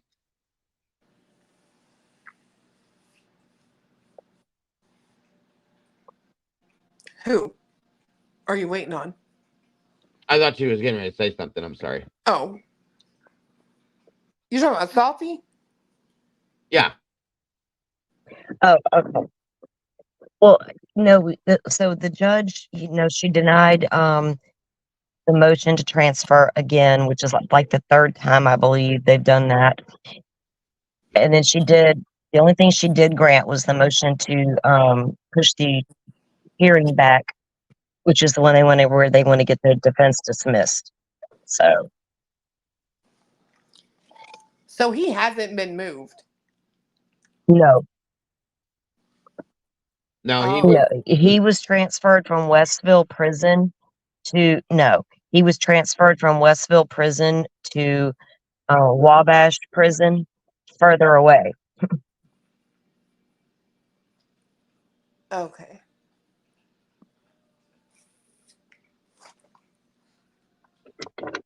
And I guess initially, like I said before, he was moved to prison almost immediately after he was arrested, folks. Yeah, he was arrested a month before Koberger. Okay, so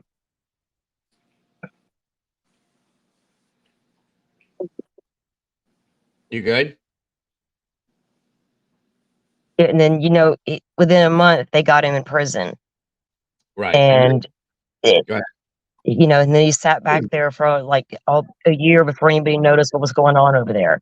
So it's crazy that it's gotten to the level that it's gotten to before anybody started paying attention.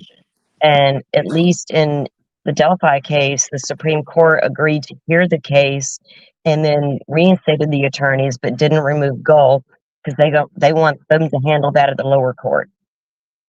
So we'll see what happens with that.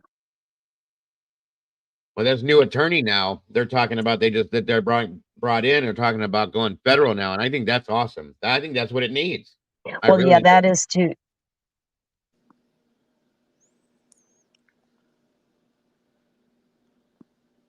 Well, they're going to have to. Yeah, I mean, this judge can't make a partial decision anymore in this case. He won't even grant a hearing, and we can't forget that before the Supreme Court hearing where they reinstated his attorneys, before that there was another Supreme Court order that came down ordering Judge Gold to put all of the information and court documents back in the docket. She was taking them out, putting them in, doing what she wanted to with the orders and not doing hearings and just, setting motions. I mean, it was stupid. Yeah, and nobody could see any of the documents on it. No, you know what I mean? Sounds Nothing like, there. Sounds like a case where he should have did a writ of habeas corpus. Right. Right. Remember how animate that person was earlier about how effective that is? Well, if ever there were a case, why isn't it being Well, filed? there's some big time lawyers that have stepped in on behalf of Richard Allen before the Supreme Court.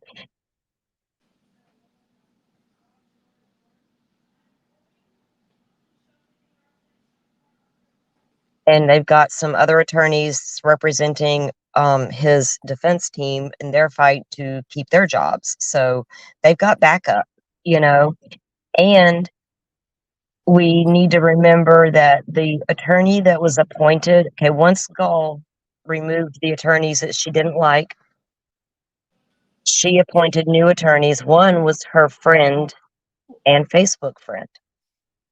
So he was only there for a little bit. He's already come out and stated that he believes everything the other defense attorneys have stated, including the Odinism angle. So that kind of solidified it for a lot of people. This document here, if you guys can see it, this was filed on the 6th, which was 2 days ago. This states limited appearance on behalf of Bradley A. Rosie, which is one of his new attorneys that was allowed to come back. And it says, comes now David R. Hennessy and enters a temporary and limited appearance for Bradley A. Rosie, appointed counsel for the defendant. Attorney information for services as required by Trial Rule 3.1A2 and Trial Rule 5B2. David R. Hennessy, limitation of representation is to respond to allegations of contemptuous conduct, okay? Undersigned counsel is cognizant of the court's concerns regarding public disclosure. Okay, so this was one of the attorneys that was brought in to help to defend against this crap. Okay, it's all crap. Okay, no problem, Salty. I understand, hon. I'm sorry about that. So why were they taken off in the first place? The first attorneys. Does anybody? Okay, what I was getting ready to explain to you is there was documents that were leaked out, crime scene photos, and these photos are horrible. It was basically nude. The victims nude. Okay. Yeah. There was a gentleman that I can't think of his name right now, but I do know it. Thank you, Salty, again. He worked for Attorney Baldwin at some point. He goes to the office to visit, per se. Decides that, he's waiting at some point for Baldwin to become free to come speak to him. He goes into a conference room. There's files there, conveniently, and opened them up, took pictures of the crime scene photos, has his interaction with Baldwin, and leaves. Well, next thing you know, these photos surface with another podcaster that is out here. They get passed through a couple people, one of whom has taken his own life, okay? And they end up with a YouTuber like us. The YouTuber, thank God, didn't put him out, contacts the authorities and say, hey, I have this stuff here. What do you want me to do with this? Boom, boom, boom. So then the judge in turn, because of that, that's why I think this was possibly set up by prosecution. The judge in turn basically states, well, you can't be, and I'm putting this all in layman's terms, that she states that she's worried for the goodwill of Mr. Allen and thinks that the attorneys need to be removed from him, that he needs different attorneys now because of this situation. Okay. So that she's answering to. The Judge Gall didn't like the Franks motion, and the leaks were just a part of it, but not the reason she was mad about the motion. I still have to get a hold of the full Franks motion because I want to go through that with you guys. I'm waiting on that still. But that's what she's been doing the whole time. Okay. So anyway, she goes into close quarters, not in the courtroom, has a meeting with Baldwin and Rosie, knows all about this stuff. Then she comes back out into the courtroom. Meanwhile, Bob Motto, the attorney that I love so much that I talk about all the time, he was there. He said he watched like 9 police officers walk into the courtroom right before she comes back out, which was an intimidation factor as far as I'm concerned. That's the guy, Westerman. That was his last. Thanks, Salty. This is the guy that leaked the photos, okay? And he is arrested on charges for the leak, and the one guy unalived himself. Exactly. So anyway, she comes back out into the courtroom after this meeting with these two and is all surprised. Like there seems to have been a certain events that have taken place, like she's surprised, as if she didn't know. Well, that was kept quiet for a while, and then it was finally released that she basically, I call it blackmailed those two guys to recuse themselves from the case, because she sat in there and said, basically, you can either recuse yourselves from this or I'm going to blast you out to the whole world. That's blackmail. I'm sorry, but to me, that's blackmail. Okay. So they did what they did. And Rosie, Baldwin did it immediately in writing. He did this, that, but Rosie kind of waited. He didn't do that in a sense like that. She in turn says that she's going to have to pick a new defense for him. As Salty was explaining, one of the guys that she picked was friends with her on Facebook. Okay, and that just doesn't sit right with me. Why do I hear a phone ringing? Is that you guys? No, not me. Sarge? Hey. Were you making a call? I'm muted. No, you weren't. I heard a phone ringing, that's all. You're good. So that's how that happened, okay? So then they got the attorneys got attorneys to try to help to keep them on the case. Well, it just didn't happen. So then these other attorneys come in, and I think I showed the interview with the one attorney. This is one of the attorneys that was brought on to the case. He himself swears that this guy's innocent after everything he's seen. He was his attorney for a very short period of time. And he himself came out and did an interview with somebody and said, this isn't cool. 3 suspects before Richard Allen, including Keegan Klein, who was catfishing Abby. He communicated with her the day before the murders. True. We had Ron Logan, Keegan Klein, and I can't remember the other guy's name at this moment. But yeah, the one gentleman was an older guy. He's passed away since, but Ron Logan's property was searched. He was never named a suspect. He was somebody of interest, I should say, but he has passed away. Correct. So what was the rest of your question, Clue? Why she removed them. That's what the reasoning was. Yeah.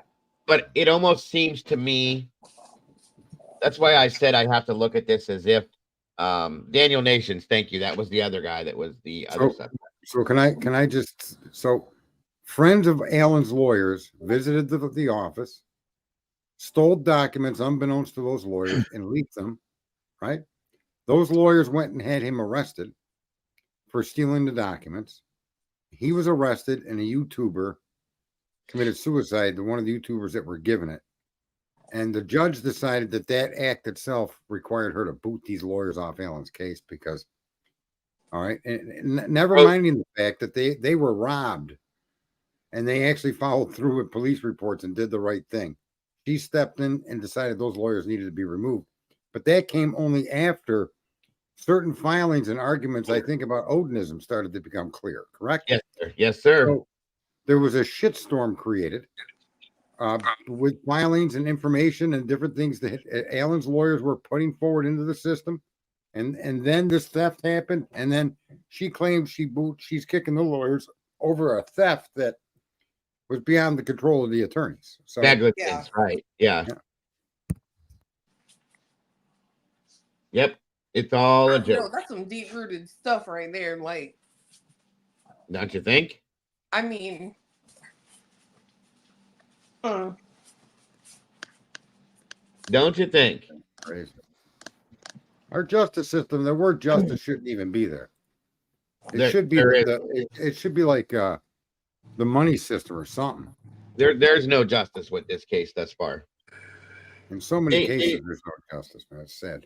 Right. well, so Salty may know the answer to this. Actually, wasn't there something about the guy whose property they were found on? He like asked somebody to take him to the aquarium store or something, and it was like a 30-minute trip, right? And then he told the person that took him to lie about the time he was there. I do believe I remember hearing something like that. I didn't get too much into Ron Logan, but yeah, I do remember hearing. Okay, there it is. Yes, he did lie about his alibi.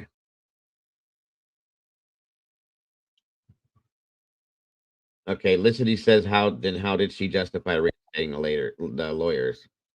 She didn't. She didn't. That's the thing. They had to take this to a higher court, Licity, which I had that too. I had a show for that. And they went to a higher court to try to have Judge Gall removed and then to have the lawyers reinstated. They got the lawyers reinstated, but they still hadn't pulled her off the case. Yeah, because the Supreme Court at that point, there was no real argument made other than that. Anyway, I think they can get this judge removed if they follow a process. So, in other words, the Supreme Court didn't even rule on it. They didn't. They're not gonna. They weren't taking. They heard that, but they weren't taking it up. They were concentrating on her right as a judge to kick a defendant's lawyers off his defense. And the Supreme Court ruled you can't do that. Right. Reinstate his lawyers. It's up to the citizen to pick who represents him, not a judge. You know, there were no charges against these attorneys. There was no accusation. There was nothing in the bar for mail. Nothing. Other than this incident where someone stole from them. So the Supreme Court hammered that back. But Allen's lawyers should be able to still go around her to get her removed and start with a complaint to the Bar Association. Well, I think they've gone there, but that's why I think this other attorney's popped in now, and that they may be taking this to the federal court system and just go completely over it and have her yanked. That's the only way I think it's going to happen. Because she fought this from the beginning. Did y'all hear any of my question? I think so. Go ahead and go back. I back. got booted or something. Oh, then no, I didn't hear it. I'm sorry, hon. Go ahead back to what you were saying. How's he gonna lie? Like straight lie? I thought you meant from before you had gotten booted. So no, I didn't that's hear what I'm talking about. Well, what was the question? Ask me again and I'll tell you if I heard it. It was, so I just read these documents like one time. I looked at one of them and there was something in there that was just weird to me. It was about this guy whose property the girls, I believe, were found on. Yeah. And he had asked a friend to take him to an aquarium store. I guess he's a fish lover. And he told the friend if investigators asked to tell them that they took him at a different time. Yep. Yeah, he lied about his alibi completely. That's why a lot of people feel that Ron Logan was involved in this. A lot of them do. So who is that guy? That's the guy that was the one who they found, where they found the girls on his property. Ron What's his name? Ron Logan. Oh, okay. You got me? What? Are we together on this now? Yeah, like, has there ever been a reason given for like why he lied or? Not really. Oh, okay. Let me see if I can show you guys something real quick. Go ahead. I'm listening. I got a question too. So this happened in 17 and they arrested him in 22, right? Yeah. Yes, so this technically had gone cold? Well, there were, like I said, there were 3 officers that were still investigating this as deep as they could. But besides that, yeah. Have they alluded to what put them back on or put them on the trail of him? Just the fact that he owned a 40 cal? It was, you mean onto Richard Allen? Richard Allen? Not that I had seen. Okay. And yeah, he passed away because of the bad C word. Trying to show, I can't play that. I'm trying to show you who he is so that you get an idea for who this guy is. This is an old clip from Ron Logan. The one that lied about the fish store? Yes, sir. Ma'am. Sorry. Wow. You're making me nervous for some reason tonight, Clue. I don't know what the hell that's all about, but you got me skipping over myself and everything. Hold on. There we go.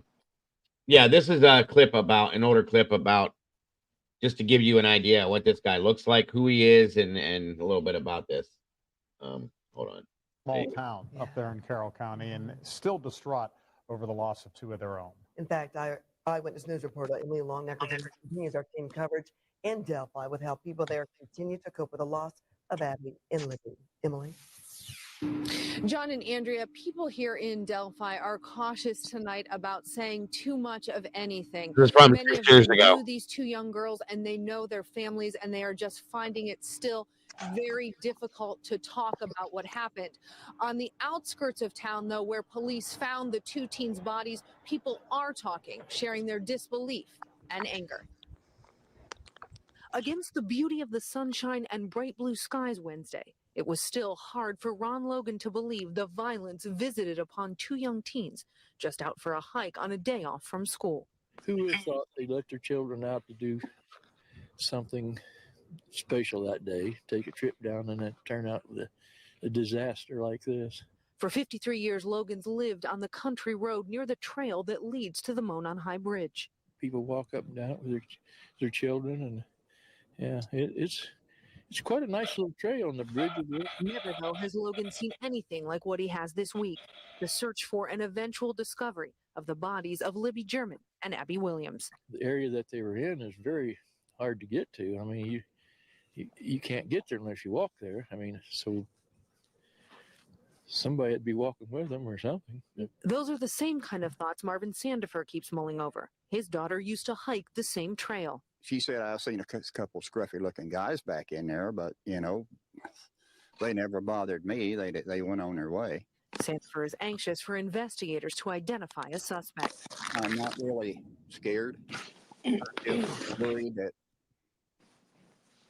that it happened. That's why he hopes someone knows or saw something on that trail Monday and can lead investigators down the right path soon. I hope they catch him tonight, and I hope they make it pay. And with the release tonight of the picture of that unknown man seen walking on the trail Monday afternoon, people here are hoping investigators are that much closer to discovering who is responsible for taking these 2 young lives. John, Andrea. All right. Thank you. Emily Longnecker in Delphi tonight.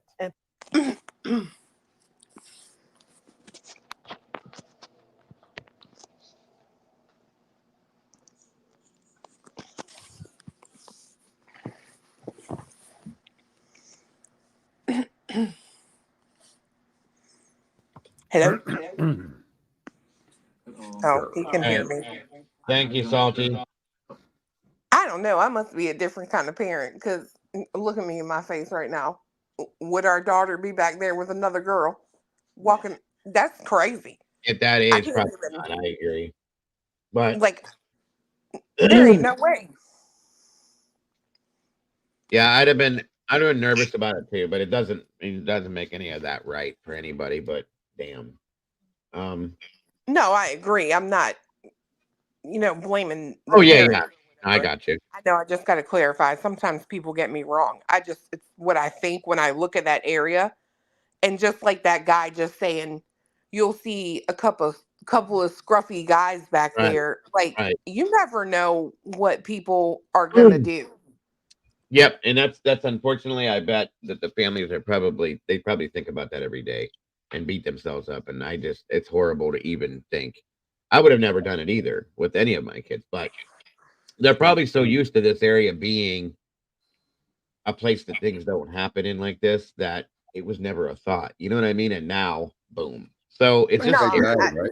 I get that, but I mean, and I do feel like that's kind of a downfall too for a lot of us now because your kids have cell phones. So it's like if something goes wrong, we're under this like assumption that they can call and get help. You know what I mean? Yeah. But that's terrible. I don't know. Like that old man just looks so sweet. It's hard to think that he would be here to Yeah, that's what I said too, and I've heard people talk about him as if he was just a really big asshole, but exactly. Recognize at all. No, I don't recognize the voice at all. Stephen asked Ron Logan to repeat those same chilling words. Listen. Down the hill. The newly revealed search warrant says Ron Logan's voice was not inconsistent with that of the person in the video. That's what I was gonna say. That kind of sounded Down the hill. kind of. Can you play that again? Yeah, I was going to. It's pretty close. I know it's weird. Down the hill. Recognize at all. That's crazy shit. I do agree. Where did that recording come from? The phone. The phone. The girl had. She either she was already video or all I know is she took a video. Yeah, she got to be able to. Thank God, because none of this would have ever came out ever. But smart girl. 100%. All right, here we go. Recognize at all. No one. I don't recognize the voice at all. Stephen asked Ron Logan to repeat those same chilling words. Listen. Down the hill. The newly revealed search warrant says Ron Logan's voice was not inconsistent with that of the person in the video. Whatever. Do you? I hear it. When I put it real close, I didn't because the person that said when that Ron guy said it, it was like down the hill. It's like almost 2 foot hill. And when that one person was like down the hill. Yeah, I don't think they sounded enough the same. Well, but the guy's dead now, so what difference does that make? It doesn't, unfortunately. You know, I don't think it was him personally. I'm going to show you who I think it is. Hold on. How long after these girls went missing on that day was it before they found them? The next day. Yeah, that would be a place kids would go. I can't see kids not going to a place like that. It is kind of. It's a nice place. I mean, it's just a nice area, and you see there's kids all through there and people all through there, and so on and so forth. It's just the way that if it was my son or something, you know what I mean? I get it. Girls, boys, different scenario. I got you. Like it's the world we live in, right? But yeah. Yep. Okay, guys, give me 1 second. I'm gonna show you something. And I told you, I'm telling you, when this came out, when this guy surfaced, I was just like, what is going on? And why is he not there? And of course, as soon as it surfaced and he started being accused, he comes out and starts telling everybody they're crazy for this, that, everything else. It's like, what? Wait a minute. Oh. I will say if that Logan guy spoke in a lower register, well, it's like if you like, you can make your voice a little. Try to say it like this, like me, down the hill. Down the hill. Now say it in your regular speaking tone. Down the hill. Do you see what I mean? If he was intentionally. Right. That's the only thing that I heard that was distinctly different was the word hill, and it was almost like the inflection he used. Yeah, it was like you Southerners do with a single word to make it last all day. Shut up, George. Shut up. All right, this is not who I think it is, but this is still. I'm going to give you another bit of his voice and a little bit of an interview for you to see and hear from him, because a lot of people do think and did think it was him, but you know, it is what it is. Up and down the hills, across that bank now circled with crime tape, his son grew up playing here. Never in your wildest dreams do you think that he comes down here to play, he won't come back home. He and his friends grieved for the victims, Liberty German and Abigail Williams, both 13. That's why we come back. He goes, I want to show you what it looks like. You couldn't carry someone up and down these hills, or it's hard to walk by yourself. We've been able to identify almost everybody else that's been on that trail, and this gentleman has not been identified, and we want to know what he saw, what he might have seen on the trail. Did he see somebody else that maybe some of the others didn't see? The sheriff's department says the trail photos of a man released Wednesday have brought in about 200 tips, and they're checking every one of them, they say. Police want to talk to the man because he was on the trail about the same time as the victims. I think they feel confident that we're going to get this guy or guys that were involved in this, and I think they're feeling confident that it's going to happen sooner than later. Back at the crime scene, hoping for answers. This place is never going to be the same. It'll never be the same, will it? Can I ask a question? Me too.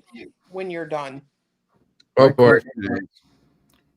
My question is, the girls went missing, right? And how long before they were reported missing and people came looking for them? That night they were out looking for him. I can't remember the exact time before they were reported missing. I could find it for you though. But when you say that night, how long? I mean, how much time transpired? Was it evening, dark? What? 3 hours, Tomboy says. They crossed the creek onto Logan's property. Okay. Thank you, Salty. But yeah, 3 hours. So they left home and 3 hours later they were called in missing. Yeah. Really? What? They were dropped off here. Hold on. I missed. You just broke up for a minute, Sarge. They were dropped off in this area. They took the walk to the trail, toward the bridge, blah, blah, blah, so on and so forth. And they crossed the creek onto Logan's property. Okay. And then I want to say it was not too long after that. Okay, here we go. Salty said, Snapchat has them alive at about 2. Libby's dad was picking them up at 4. Oh, okay. You see what I'm saying? There you go. Now, what did you ask? They didn't show up. So they weren't out. 2 and 4. So between 2 and 4, they went missing. Yeah. And then they've got this picture of a guy on a bridge between 2 and 4, right? No. Sorry. Yeah, don't. So I'm trying to catch So everything. he's on the bridge alone. What gives people the idea that guy had anything to do with it at all? Because she filmed it on her phone. She filmed him on One her of the phone? yeah. That picture came off of her phone. That doesn't mean he did anything to him. It's just that's how I understand that, but this is where they've come to the point of this now. Okay. So she took that's not a trail cam. Why did somebody say trail cam? Okay, so let me understand now. They go and they're supposed to get back to a car by 4 where they were dropped off, but they didn't. And during the time that they were over on that bridge, they had their phones out. And is this the only picture she took on her phone? Was it part of a video? What do we know the context of this phone's image? There was more to that. That's looped right there. Hold on a minute. Let me pull this up and give you a time. Sorry. I think the timing is in this, if anything else, because I can't. Wait, I downloaded. Are you moving off this video? Am I what? Are you changing videos? Dang it. What? I can go back to it, Clue. Don't worry about it. Okay, here we go. It doesn't have all that part in it. Damn it. I don't understand why the whole thing didn't download. I know it was in pieces, but I downloaded all of it. Hold on. Nope, the time is not in there. Okay, so they're assuming the person that's in that phone video, the bridge is guy, the person that abducted them. Yes. And they're saying that is Richard Allen. Yeah. I don't care who they're saying it is. I'm just trying to understand how that image means that person did the abduction. Yeah, it was found on her phone, which was found underneath her, along with the audio. And that 43 seconds shows somebody abducting them. Is that correct there, True Crime? It doesn't show them. It doesn't show. Oh, you were asking her. I'm sorry. Oh, yeah, she's assuming, but she says yes. Okay. All right, what did you want with this, Clue? I want you to go back to where both of the pictures of Bridge Guy are on the screen.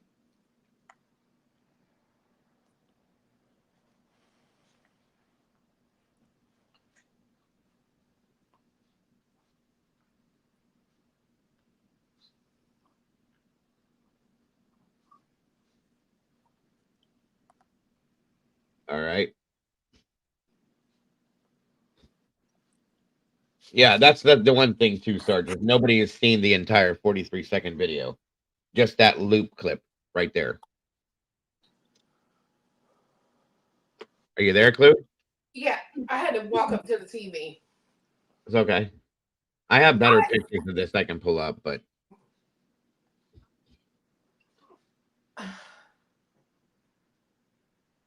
what's your question? It just looks like there's something else in the side of that picture. On the right? Yeah, like to the left. It Yeah. looks like what would be here. I can't see your mouth. Over Wait. here. This picture's looped, so you know, Clue. It's been looped, okay? It's just a clip that they looped it, and it's just constantly him. I'll show you the actual video of it, okay? Yeah, because what I'm seeing right now, it looks like there's something in the left. Yeah, hold on. I'll show you. Hold on a second. And a lot of people have said that too. There's a lot of questions about this, but on the right, in the photo of the right, that's what you're talking about. You understand where she's pointing at? Yeah. Or pointing to. Okay. Well, and it would be consistent with someone walking in front of him because they couldn't walk side by side. And it would also give a reason for the down the hill to be so much louder. Mm-hmm. Yeah, as you'll see, you can tell it was looped, and it's not. I always thought there was something funky with this myself because of the lean that he's got going on, but that's just me. Hold on.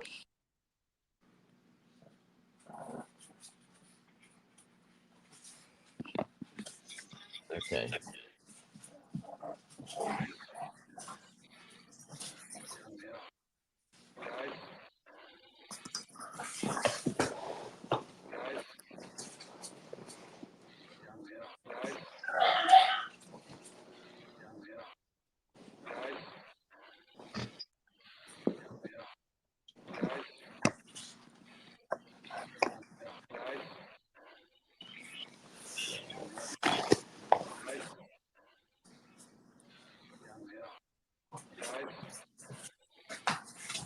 I doubt there's anybody in front of him. And if there is, they've got to be quite a bit out of frame because of shadows. See, as he's moving, the shadow he's casting right alongside of himself. So the sun is coming in from that angle, shooting him in the shoulder and going across him. If there were somebody a step or so in front of him, you'd see a shadow moving. You don't see it. I want to tell you what else is weird. When it was stopped on the other one, it looks like there's a lot more space on the left. Yeah. Into the woods. So it's almost like, where did that image come from? Right. This is why I wanted you guys to, because I know how Clue looks at things, and I know how Sarge looks at things, and I really want you guys in on this because it needs to be looked at bad. Why is he turning? Like that's. I think it has something to do with the loop of it. I swear this was altered. I swear it was, but that's me. He's actually making a step towards the girls. And the thing is you can't really follow his gait. Like Salty's staying up here. Because of the loop, it's very hard for experts to gauge his walk. No, you could see his foot Well, turns and points in the direction of the phone. Yeah, and there's no shadows either. That's the other problem. There is shadows. Other than this one over here to the right, there isn't anything else. Watch that leg, the outs next to your mouse. Play it again. Hold on. Oh.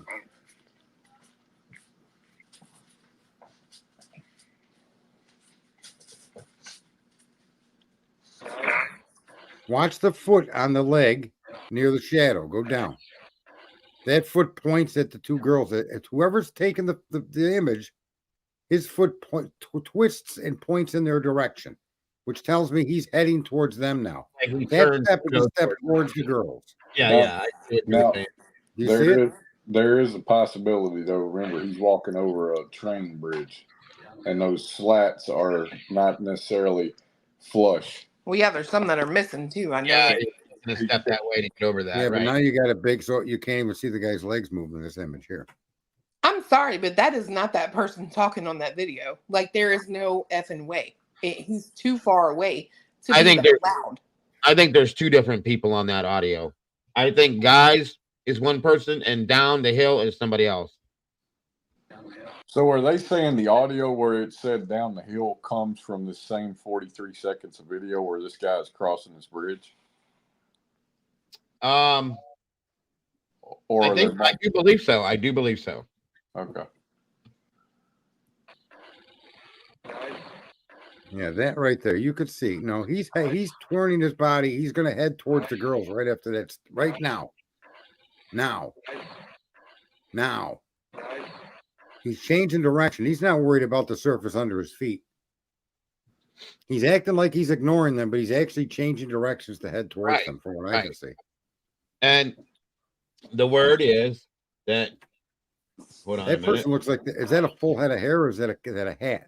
It's a hat. There's a hat. That's the golf hat. Now it's. You see right? You see my cursor here? Yeah. They're saying that he has that gun in his pocket, supposedly. Okay. Okay. Yeah, and then like Salty said, this was out there for 5 years. Okay, this picture was hung into CBS for years that Richard Allen worked in. Really? Come on. No, I agree. CL or CI, he is looking at he's not making eye contact with the girls at all. No. But that step, you can see that step is headed. Look at his foot. See him? He's from this point forward, he's actually going to direct himself towards those girls. So here's another question. Is this on the were they found further away from the parking area on basically the far side of the bridge, or were they found on the parking area side of the bridge? They were actually found on Ron Logan's property across the creek. So, but would they have had to have crossed that bridge to have gotten was it, you see what I'm saying? Did they cross that? Okay, so is this video taken as if this guy is coming back toward the parking area or going away from the parking area? Do we know? It was coming back wait. Oh my God, I get this shit confused. Oh, Salty, was this coming back towards the parking area or going away from in the woods? Hold on. I always get these little details confused because, like I said, I had to catch myself up on this too. Lord, I'm being engrossed in this tomorrow. Why are y'all doing this to me? Because this is actually a really important case, Clue. It's crazy too, and that's I wanted you guys to get in this with me because it's so deep. Yes, across the bridge at the end, she said, Cletus. So he's heading away from the parking area in this video. His path of travel is going away from the parking area. Yeah. Hold on a minute. How long after their 4 o'clock meetup? How long until they find the actual victims? The next day. And how far from the bridge? How far from this bridge do they find the victims? That's a great. I want to see this right here. The parking was far away. Okay, and I don't care about the parking. How far from the bridge were the girls found? Okay, rude ass. What was your question? I didn't hear you, butthead. Dickhead. I don't care about the boys. Girls. Come on. Listen. Because your hair impaired, don't mean you can't hear. Hey, wait. How far from the bridge were the girls found? Look at Daigle. He's like that son of a bitch. I want to stab you in your heart. I love it. Twice, please. Salty has a map. Salty, do you know how far from the bridge the actual where they were found was? Map. Okay. Yeah, I'd like to see an overshot of that. Is this gonna play these people walking on this bridge? Because I want to see that. Of course it's gonna play. Hold on. I just was waiting to finish Mr. Patience's questions here. That's all. That's okay. You're okay, Salty.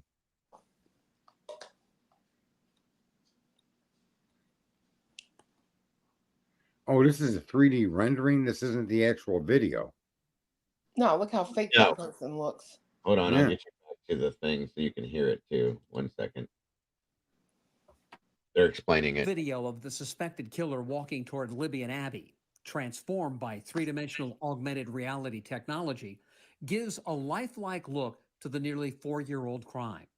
Libby's older sister, Kelsey, calls it intense. It was like you're standing on the bridge with them as they're seeing this. There's the suspect approaching the girls. Libby's phone is out, taking the video, with her best friend Abby at her side. It brought it really into perspective for me of what they were seeing, and just the person being there gave me a new perspective of what he looked like.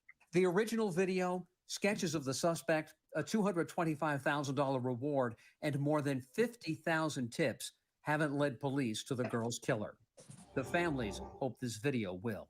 It's going to help Thanks, trigger Heather. somebody's memory, and they're going to say, wow, I really do know who this looks like. The Delphi murders are among hundreds of unsolved crimes featured in the brand new Crime Door app. It's aimed at fans of true crimes.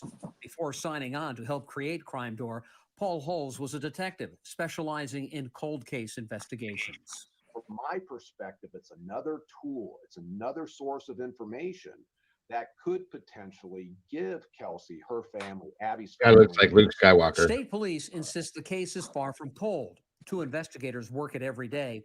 They are still getting new leads. I still have so much hope. I talked to an investigator the other day, and he told me to remember that they're never stopping. No matter what, they're going to keep fighting for us. And Abby and Libby. Thanks for inviting us in. Tonight, a leaked document for the early days of the Delphi investigation gives new insight into where investigators had their focus immediately after the murders of Abby Williams and Libby German. A sealed... Hang on, guys. Okay, here we go, Sarge. Thank you again, Salty.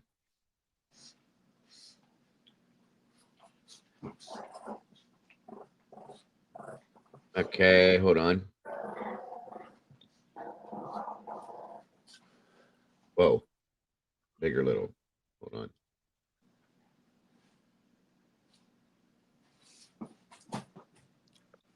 All right, can you see this stuff, Sarge? Yeah. Okay, so approximate location of the bodies is right here. And the bridge is where? Down here is, hold on. Damn it. Either one extreme or the other. Good God. Okay, hold on. Yeah, stop doing that. All right. All right. So here's the bridge. Okay. Their clothing was found over here, but again, so you know, they were found here. Wait a minute. Yeah, I don't know why there isn't one. You know what the fuck? People got to complicate. Not you, Dago, but they can't put one map up there with the important locations and the proximity to the distance. This is what Salty just gave me. She had. So here's the bridge. Okay. Bodies were found in this location. Okay. There's the bridge. Okay. Now that bridge. Okay. Which location from that bridge is the parking area? About a mile from the bridge. Is it heading towards where the bodies were found? It's away from it. It's away from it. Yeah, I'm gonna have to get a better map so I can ask quiet so I can see it. Okay.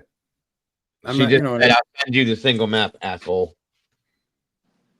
I don't know why I got to be an asshole. You sent maps that because you just made an asshole comment when she was sending that. You sounded mean. There's just no way to decipher the information from these maps because they're not cohesively assembled. She broke it down to separate different things. Cut being mean. Anyway, bitch. Stop it. I got you. Biatch. All right. Now I want you to see this quick too. So I don't know. All right, look at this guy real quick for me before you say anything else. What? This is the guy in custody right here. Okay. This is Bridge guy. Who's that? Okay. He's even got the right hat on. This is Brad. We don't see anything. We don't see anything, Digger. Oh, we got nothing. I thought I said I didn't. I share the shit. It was Sarge. Is that what you're saying? I thought I didn't completely click the button. There we go. You know it's me when a pencil's hanging out of somebody. There. Shut up. Shut up. Shut up. Here. Okay, so this is the Bridge guy, of course. This is the guy they have in custody, or what he used to be. And now they have this guy is the guy that when I first saw him, I was like, wait a minute. Okay, Scroll back up to the I know it's a blurry picture, and I'll show you a clear. The upper guy has a sharper nose. Go down now. Roll down to the two below. He has a much more sharper nose, like Alan, than the other guy with the fat nose. I'm just saying. Now, mind you, these pictures are new. These are both newer pictures. All right, go back up. This is a really blurry one, but you've seen the other one. He's got kind of a longer head than the guy on the right that has kind of a rounder head. To me, that picture resembles Mr. Allen more than it does the other guy. I mean, the way we're looking at these pictures right now, sure. Okay, yeah. This is close up to him. Okay. I disagree. If you could see, I'm going to show you this. Hold on. Thank you, Salty, again. Let me show you something real quick. If I can still pull it up. 1 second. All right. Maybe not. Hold on a minute. I spent a day looking at this stuff and it drove me nuts.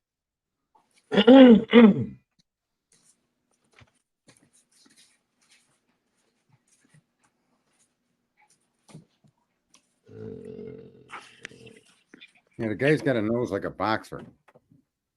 Yeah, but I think, I'd have to see Richard Allen back. Yeah. Because the issue I have with it being Richard Allen, I just think his face is too wide. Like if he looked down, it would be wider, right? He's got a longer head. If you look at those two images again, his head is much longer than the guy with the round head.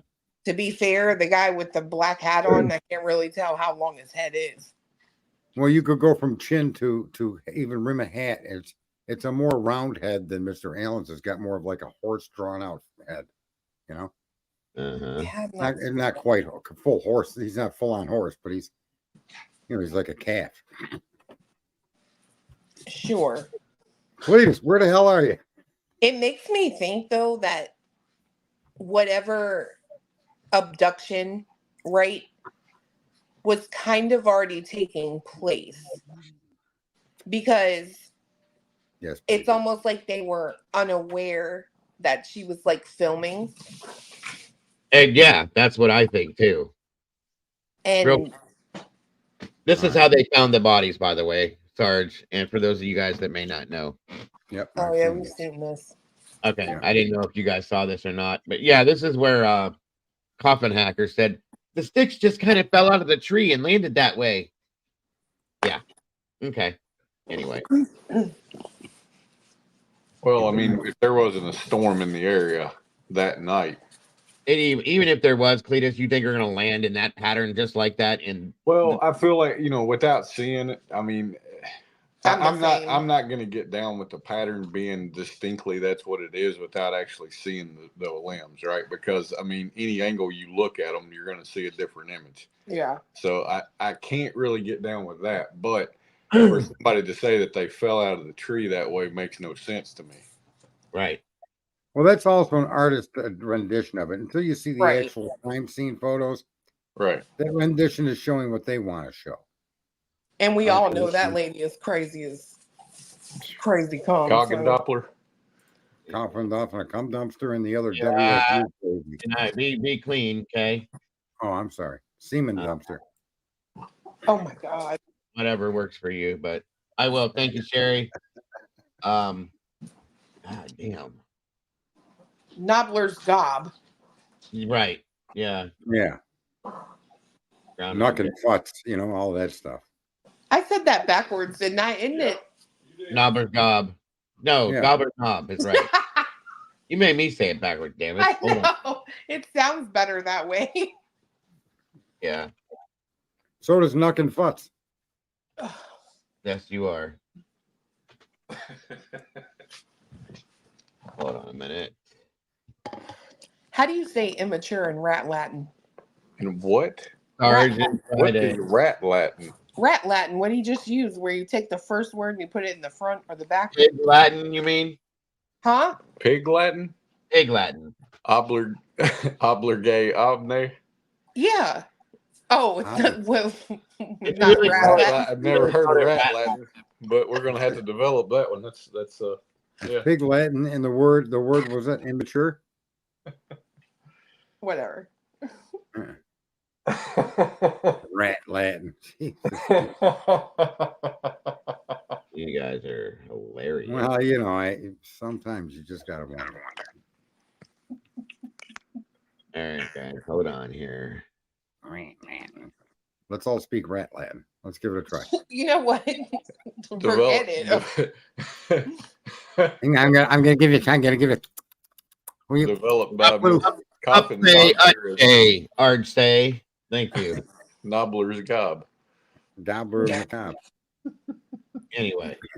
All right. You had pictures you were showing us, Dig? Now I'm gonna show you this real quick first. I don't know if you saw this or not. At least in just this clip of it. And this is the attorney. I thought this was a big thing to me. This was important to me. This guy was brought in as an attorney for him for a very short period of time, and he personally thinks. Oh, yeah. The bald guy. Yeah. A lot of people may not have seen that. That blew my mind completely. I got something from Sherry to give to you too, Clue, about this stuff, so I'm gonna send it to you here in a few, okay? Okay. Hold on a minute here. Bing, bang, boom. Bing, bang, boom. Save all your fun stuff for tomorrow there. The way it'll help you to get another no dates. Right. Legal controversy involving Here. and her best friend Libby German decided to go on a hike near the Monon High Bridge. For anybody that hasn't seen this, I'm just giving you a quick heads up. This is one of the attorneys that Judge Gall brought in to take over for his original defense team, and this is what he thinks about this situation. This is not going to be the thing, but it just give you an idea. Bridge in the middle of the day, no one thought it was dangerous. But when Libby and Abby did not show up when they were supposed to get picked up, their families began to worry and they began to search. Then the next day, the worst news possible. The bodies of these two young girls were found, both victims of murder. As the investigation progressed over 5 years, there were sketches of the suspect that looked like two different people, and there was video of the killer. Then finally, an arrest of the accused murderer, Richard Allen. Allen says he didn't do it, and he also alleges it was a group of Odinists who are responsible, white nationalists practicing an ancient Nordic religion. This case has also been buried in legal controversy involving Richard Allen's attorneys who were on the case, off the case and replaced, and then back on the case. Tonight, we'll speak with one of his replacement attorneys about Allen's innocence, his treatment while in custody, and Odinism as we continue our investigation of the Delphi murders. I'm Vinny Politan. Thank you so much for joining us tonight. Abby and Libby were best friends. And when I think about what happened to them and the moments of terror that they went through, the fact that two were murdered doubles the tragedy, obviously. But for each one of them, at least they weren't alone, right? I mean, that's a small consolation. But it reminds me of what we're dealing with out in Idaho with Kaylee and Maddie, best friends, who were also murdered when they were together. It's incredible loss for two families, and now having to go through everything that they've gone through. This is almost unconscionable, the point that we're at now for the victims. It took 5 years for Richard Allen to be arrested. This was a guy who spoke with someone, gave a statement like the day of or the day after, saying he was there. And that in part became the basis for what they did like 5 years later in investigating him and executing a search warrant of his home. All things that could have been. You're right, Pickle. That was one of the dumbest comments anybody could have ever said. I didn't expect to hear that. That's insane. Great job there, Vinny. Done easily within the first month of this investigation. He said he was there. And they had some video image of the person who was there that they were able to retrieve. So at least at that point, they're like, oh, all right, we've got a video of the killer. Well, who was there that day, guys? I mean, it didn't happen. I can't believe it. But he's been arrested. Now, obviously, he says he's completely innocent and did not do this. And he gets the presumption of innocence. And his original attorneys, who are fighting tooth and nail on this one and also believe in his innocence, are back on the case, Baldwin and Rosie. These two guys have been very aggressive in their defense of Richard Allen. Not a popular position to be in, right? This is the highest profile case, went unsolved for years. Horrific murder. And you're representing the accused killer.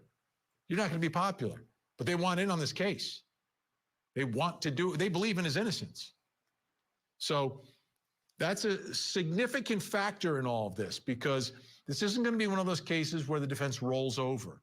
And we've had a few trials like that here on Court TV, where people, the evidence is overwhelming and, you know, the defense does their thing, but doesn't really do their thing. Completely different in this case. So tonight we have a Court TV exclusive, because as you know, there have been different lawyers representing Richard Allen at different times.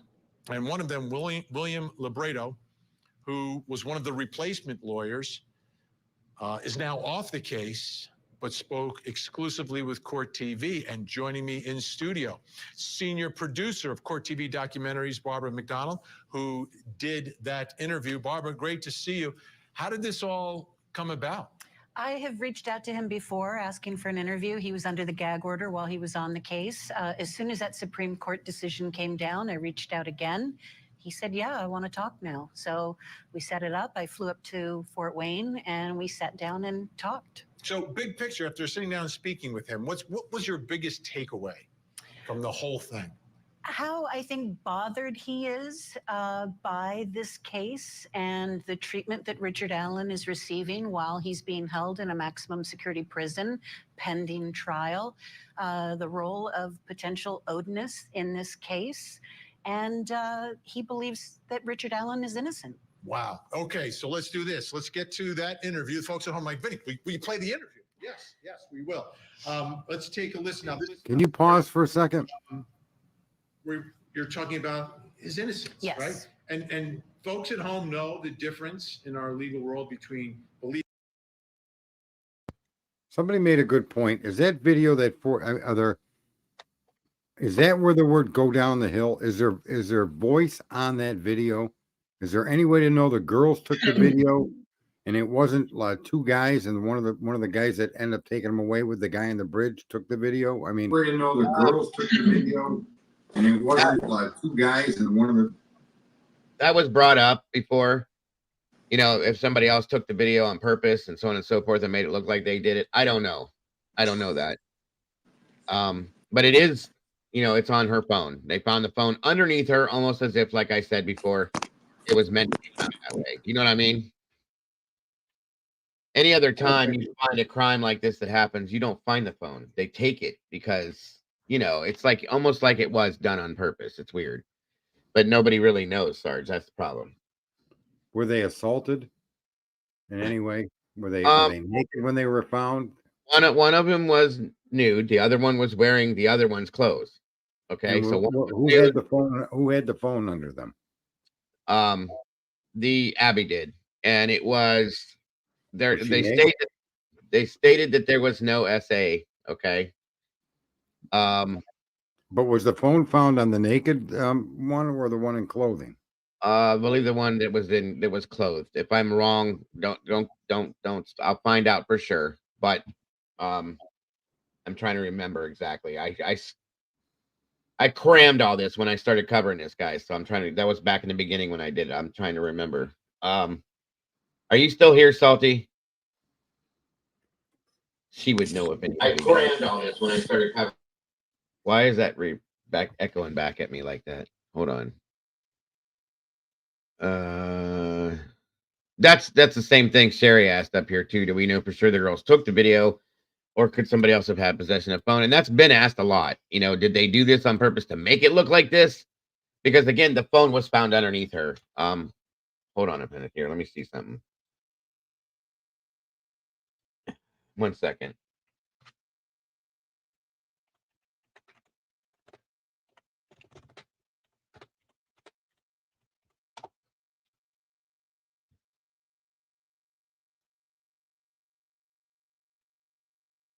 Law enforcement said that it was taken on Libby's phone. The phone was found at the scene. No SA. Abby was clothed in Libby's clothes, and Libby was nude, and it was found underneath her, the one that was not clothed. Does that answer your question, sir? And it is very weird. I agree. You still there? Yeah. That answers. Okay. Thank you. Was it Libby's sister that dropped them off? Yes. Okay.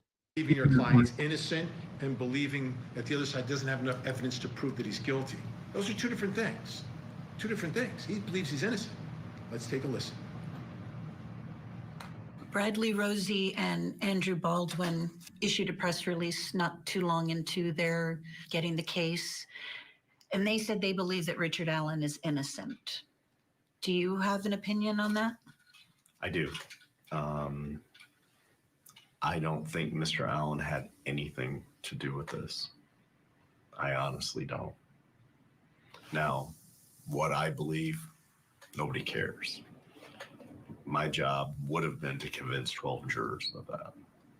You're a defense attorney, so that's your job to sort of say your client is innocent. Is that? Now, mind you, this man is no longer has any relation to this case anymore. And he's still saying, I believe that he's innocent. So remember that. Something you say about all your clients? No, and rarely do I believe it. But in this particular case, I believe it. 100%. And what convinced you?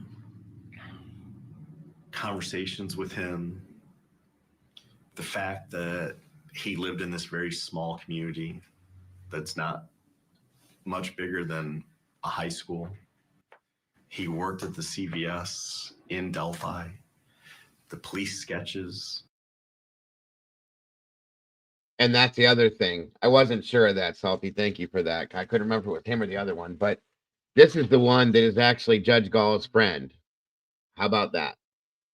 That makes it even more interesting to me. Are hung up in the CVS.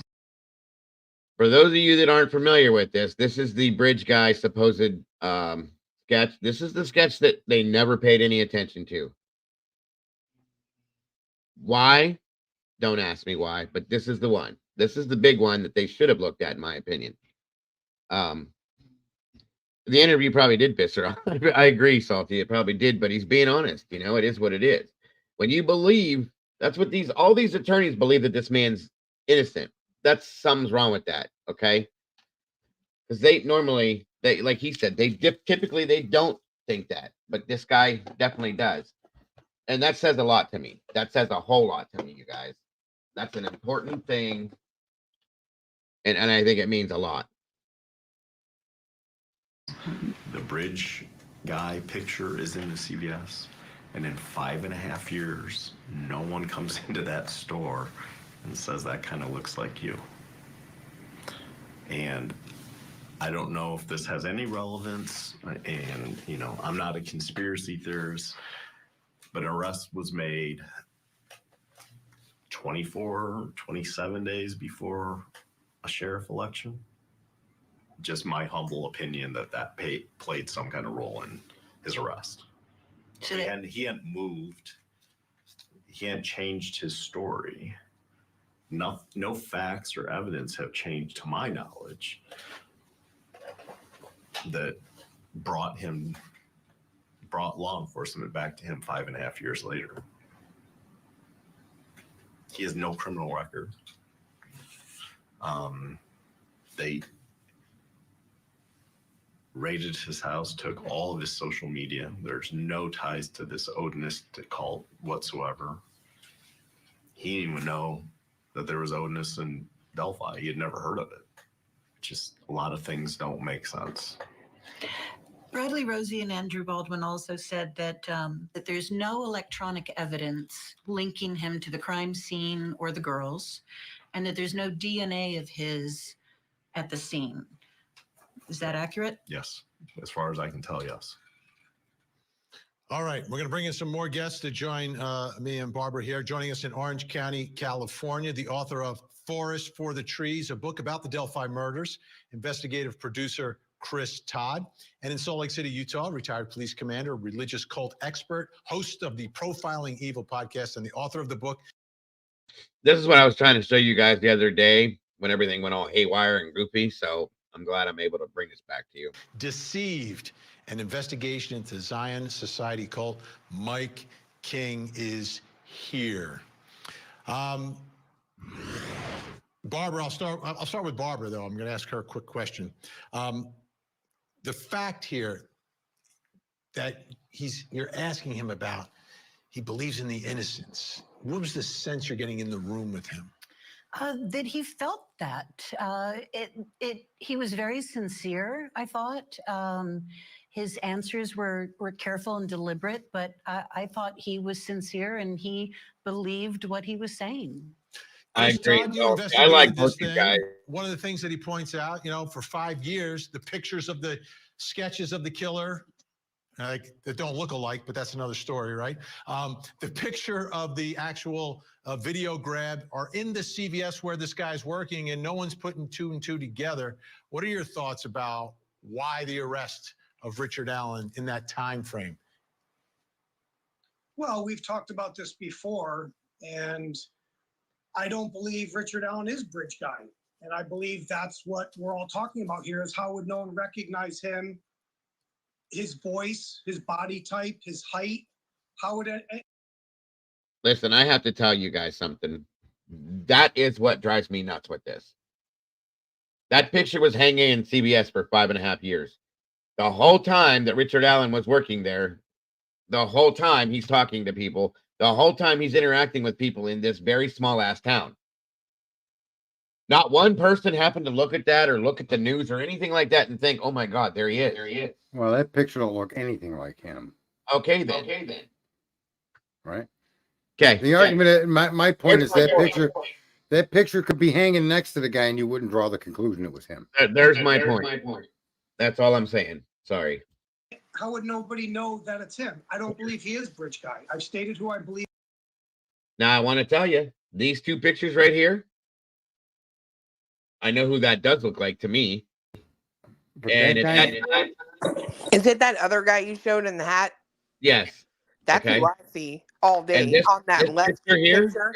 This picture here looks to me I'm sorry about the echo. That's Sarge's fault, not mine.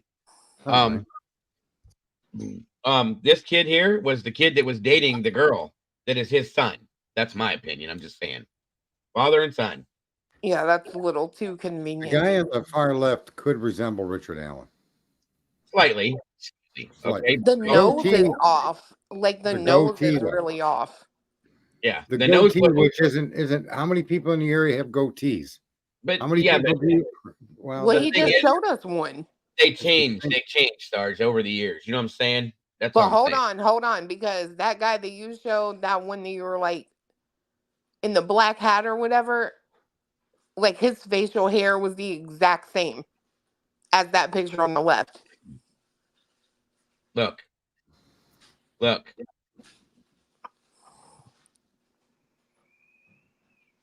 Okay. See it? Yeah, that guy on the left, the guy on the right had the dark outfit. Yeah. That guy, he definitely resembles more so than Alan. I'll give you that. 100%. That one sketch. Yeah. Look at the nose and The go nose. back to the, I'm getting ready to show you again. Look at the end of his nose. yeah, go back to that sketch. Now look at the end of this guy's nose. You see the lines? Yeah, it's like a bulb. A bulb. Well, he has a very prominent line on the left of his face.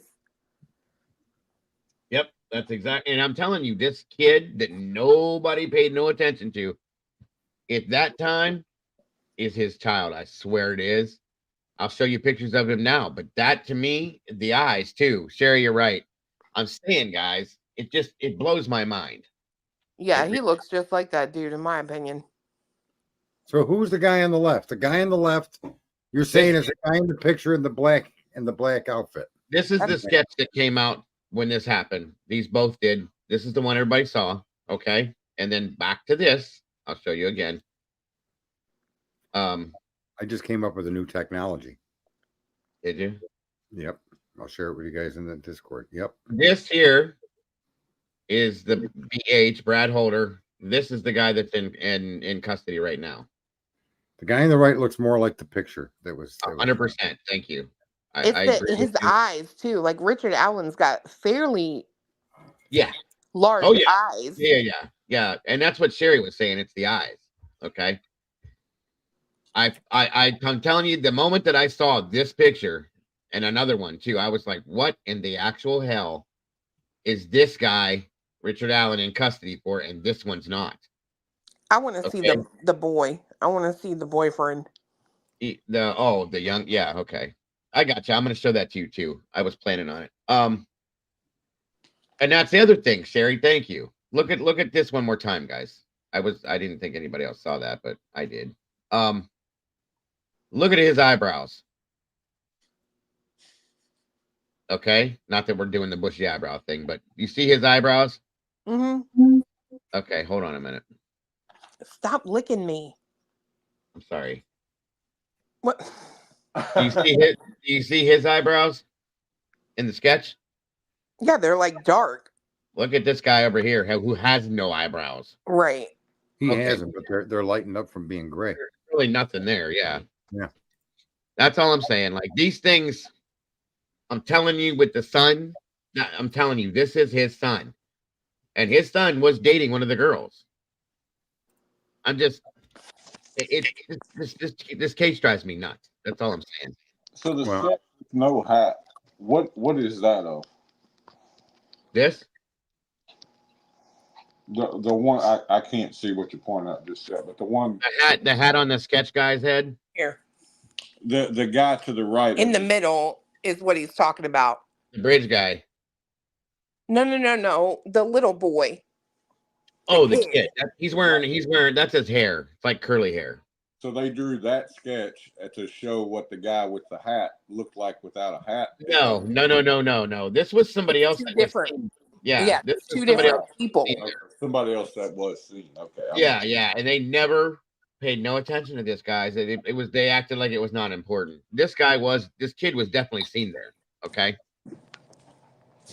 Well, what I was going to say is probably not a new invention, but what I was going to say is I find it relatively unusual or even hard to understand that they could not print a 3D replica or use a 3D printer to copy that photograph in 3D. So bring, in other words, an image that would be brought up off of the paper. That's a 2D image of a 3D person, right? We're three-dimensional beings. So a 3D printer should be able to take that flat 2D image and bring it out. So you can put it on a table and look at it. They got computer programs that'll do that. They just didn't bother with it. I'm just saying that would be an excellent service on that, because then you could see the person from different angles and profiles. Right. I mean, Sarge, I'm just saying we could, invest in some 3D printers. Yeah, I'm sure we could. But again, that in this case, that if that technology exists, that would be a great application for it. They could do it. Like Salty says, though, welcome to Indiana. This is what happens. They don't do shit. No. Sadly. Very sadly. All right, now where was I? Hold on. Thanks, Heather B. I like the fact that you guys are noticing these things. It's seriously like it's a good thing. 3 girls saw him on the trails. That's fact and the timeline. Thank you, Anthony. Who saw which him? Yeah. AI tool Paladin said I don't have any of that stuff, but it's a good point. The 3 girls saw him on the trail. Who?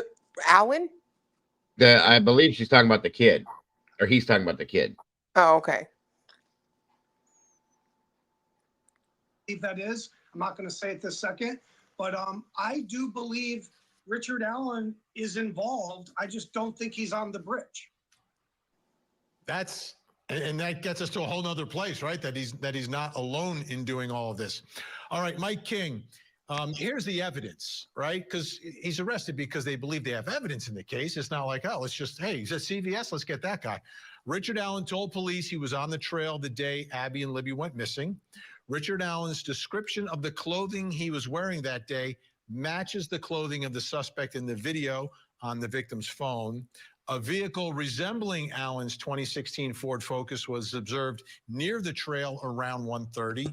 And the Indiana State Police Lab determined an unspent round found near the victim's bodies had been cycled through Richard Allen's Sig Sauer model P226, which apparently he kept for all those years, according to prosecutors. Your thoughts about the strength of that case based on that evidence? I think that it really is important and really strong, Vinny. I mean, you got to take into account how can all these things happen? And we've talked about circumstantial evidence in these kinds of cases before. And I don't know whether Richard Allen's responsible for this or not, but I do know that you just named 5 things that are incredibly coincidental that he would happen to be in the same place at the same time. And when we get to see the ballistics on this unspent round that was cycled through, I don't know if that means that it's an artifact of scraping on the sides of the cartridge itself that is the artifact. If there was an actual attempt to fire that bullet and there's indentations on the firing pin, but it was a misfire, it's going to be really important when that thing comes into court and there are both sides shouting out at the top of their lungs that is that kind of a comparison is of no value, and others saying it absolutely is. But if you've got markings that gun is the only gun on the earth that will make, and those end up on those cartridges that are found next to the bodies, that's incredibly powerful evidence. I agree, Now, Salty. I want to put this up on the screen because there is one other piece of evidence I think is something that needs to be explained. On April 3rd, 2023, Richard Allen made a phone call to his wife, Kathy Allen, and this is while he's locked up. In that phone call, Richard Allen admits several times that he killed Abby and Libby. Investigators had the phone call transcribed, and the transcription confirms that Richard Allen admits that he committed the murders of Abigail Williams and Liberty German. He admits several times within the phone call that he committed the offenses as charged. His wife, Kathy Allen, ends the phone call abruptly. Barbara McDonald, what did William Labredo have to say about that? He said he has a lot of questions about it, that his understanding is it was basically one sentence that Richard spoke, this confession, so not a lot of detail provided in that confession. And he says that Richard Allen was receiving medication while he's in prison, both shots and pills. He doesn't know what those medications were. He tried to find out. And so now that's another thing. Understand that too, folks. Every time he made those phone calls, the guards were there. And I told you before, I had this vision of him standing there with the phone in his hand, and there's a guard on each side of him, holding him, making him make this call. It's him. Oh, why do you say that? It's him. I just, if this statement right here is true, these two statements are true, it's him. Richard Allen told police he was on the trail that day. But the timeline, not at the right time. Hold on. Told the police he was on the trail the day Abby and Libby went missing. Richard Allen's description of the clothing he was wearing that day matches the clothing of the suspect in the video on victim's phone. Okay. When did he say that? Because I will be gosh darned, there is no way you could remember what you were wearing. Like, when was that interview? I want to know. Yeah, he was interviewed 5 years previous. Yeah, it was that happened. He was interviewed once before, back when it happened. Okay, but hear the rest of this first, okay? Because this man's been giving drugs that he has no doctor that is prescribed to him, no idea what they're for.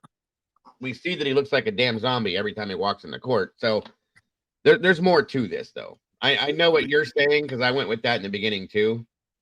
Why would somebody admit to this until all this other shit started coming to the surface? And it was like, okay. You know what is kind of shocking to me is that there isn't an outrageous push against circumstantial evidence because, you know, this is America and you're supposed to prove beyond a reasonable doubt. And just because you can weave a story of what a loser piece of shit I may be, okay, that shouldn't impact whether you have evidence I did something, right? And that seems to be what happens with a lot of these cases is the defamation of the person. For whatever reason, you got all these stories about what they did, what they made look like, and they were there. Okay, but that doesn't say he did it. You can make that leap. But to me, without hard evidence, nobody should be convicted. You have to have at least one piece of convincing evidence. Then go ahead and weave your tale about how all of this came to be. But, you know, where is the hard evidence this guy did that? There isn't any. That's the problem. And we'll see what happens with Scott Peterson. I was disappointed with the Scott Peterson case because that was all based on circumstantial evidence. And you see where we're at with that case now. Like now that's coming back. Now we got another case where they're using DNA, but there's 3,000 cases in Colorado or whatever. Oh, right. Yeah, and there is no hard evidence at all. None. Yeah. And this right here, also clue what Christina's saying here is that Richard Allen did not say he was there at the same time. He says that he left 30 minutes before they arrived. This is a small area, by the way, that everybody in this town is all around this town. So I think if he did this, honestly, if he did this, I don't think he would have ever admitted to being there. There's no way for them to prove that he was. At that point. I mean, there is, but there's not. Like, it would have been one more thing, in my opinion, that he would have just said, no, I wasn't there. Is it like a common thing for him to walk that trail? I'm just curious. Him or anybody? Him, specifically. That I don't know. And listen, I said this before, too. Like, he could very well have been the one that did this or been involved in this. The point is that what we're talking about here is the fact that he's not getting anywhere near the treatment. It's another case of that. Everybody was bitching about Brian Koberger, unconstitutionally being arrested, blah, blah, blah, blah, blah, blah. Granted, great. This is worse. The same scenario, but worse, okay? If he did do something, the whole point is he needs to get a fair trial for this, okay? No, I agree. And my whole problem was with him saying not so much that he was there, but his description of what he was wearing, because I'm under the impression they interviewed him 5 years right, before. interrogated him after they took him in, right? Because, I mean, let's face it, you guys lost one of the interviews you did with somebody back then. Right. Did they still have the original from him? I'm guessing, yeah. Obviously, that didn't get lost for whatever reason. And if he said that 5 years ago, okay, cool. But if he didn't and was specific enough to remember what he was wearing that day, like that's a little crazy. Well, it's not that, but just think about it: blue jeans, sneakers, ball cap, a hoodie with a windbreaker. He was talked to, but I don't think he went. I don't think he was arrested.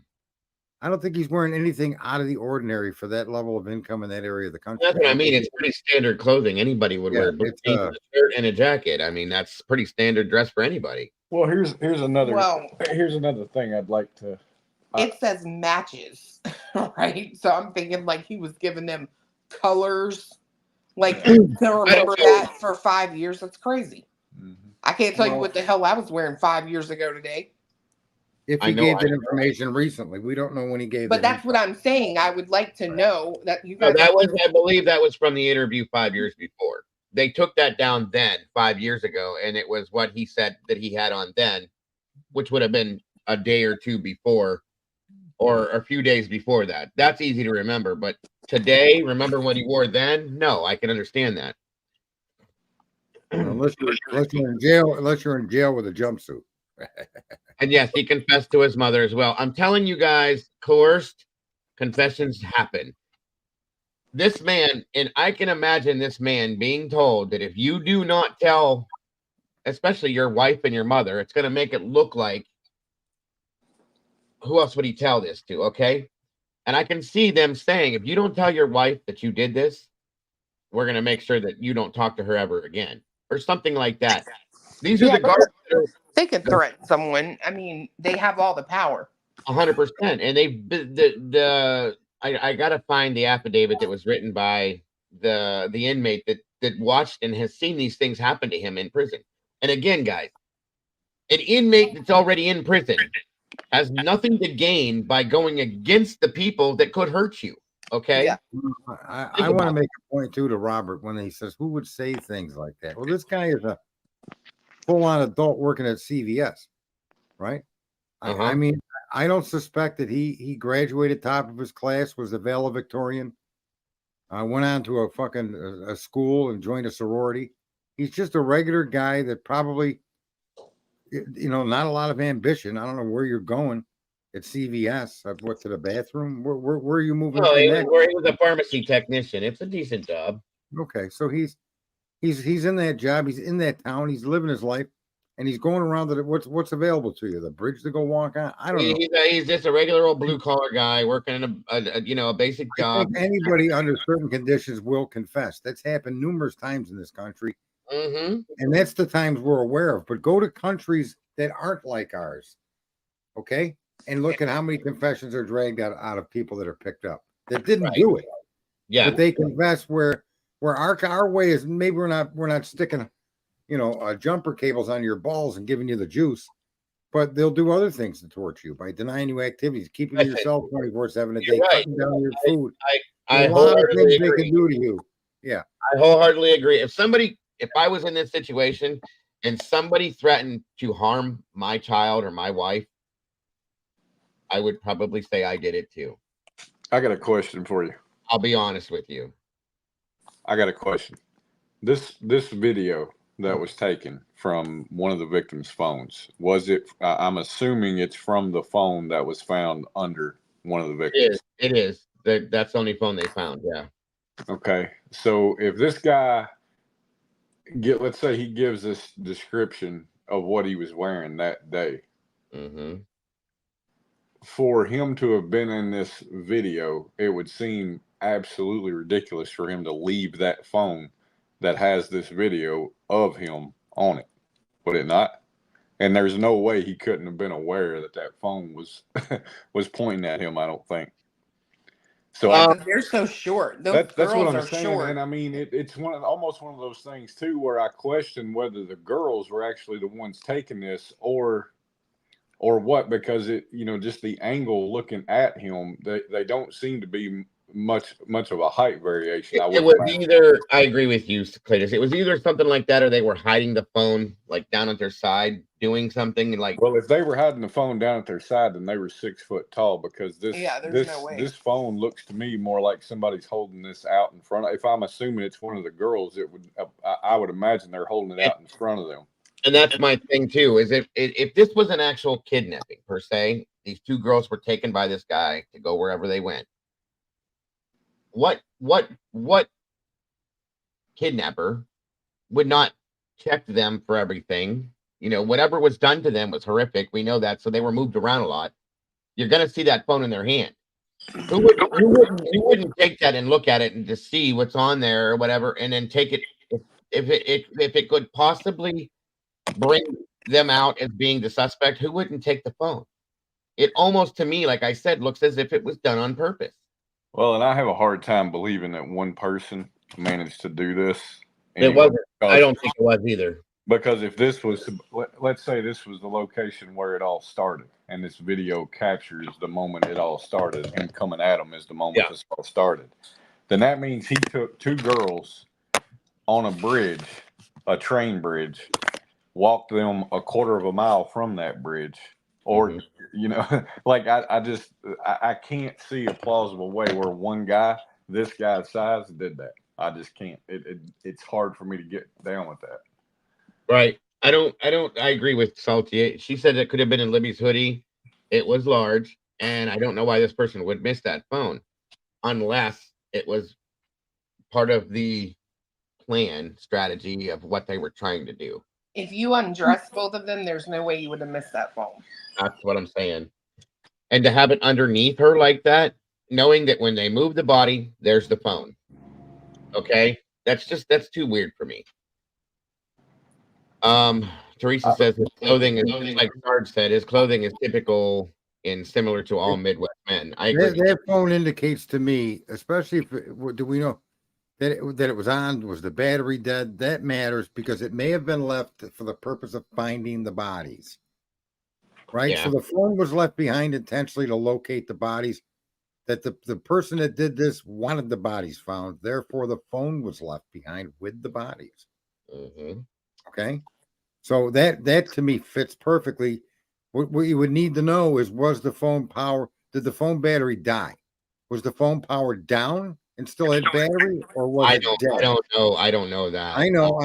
My point is, if I were, I'd want to know if I was investigating this, because that would be the only logical reason to leave the phone behind, is so the bodies would be discovered. I agree. Right. This seems like a very elaborate, premeditated situation. Okay. Well, killers do things like that intentionally. Of course. And if there has to be more than one person, in my opinion. It's a group, at least two people, but possibly a group of people that did this whole thing, in my opinion. Okay. Has Richard Allen got any political affiliations, or does the family of the victims have any political affiliations? Like you were talking, somebody, I think it may have been on here talking about the sheriff election. And I'm asking, right? Because the thing I have a hard time drawing a line between is the Odinism aspect and leaving a phone behind for somebody to find. Because I do agree, I think that makes sense, but I have a hard time tying that to a pseudo Odinist ritual type. No. Salty says no. Now I'm going to tell you, I do know that the Odinistic thing in this area is a big deal, and a lot of people are involved in it. Okay.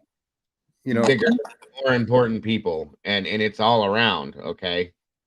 It's crazy, this video. Like, it's only 5 years ago. Like, it is like the most potato quality. Yeah, I know.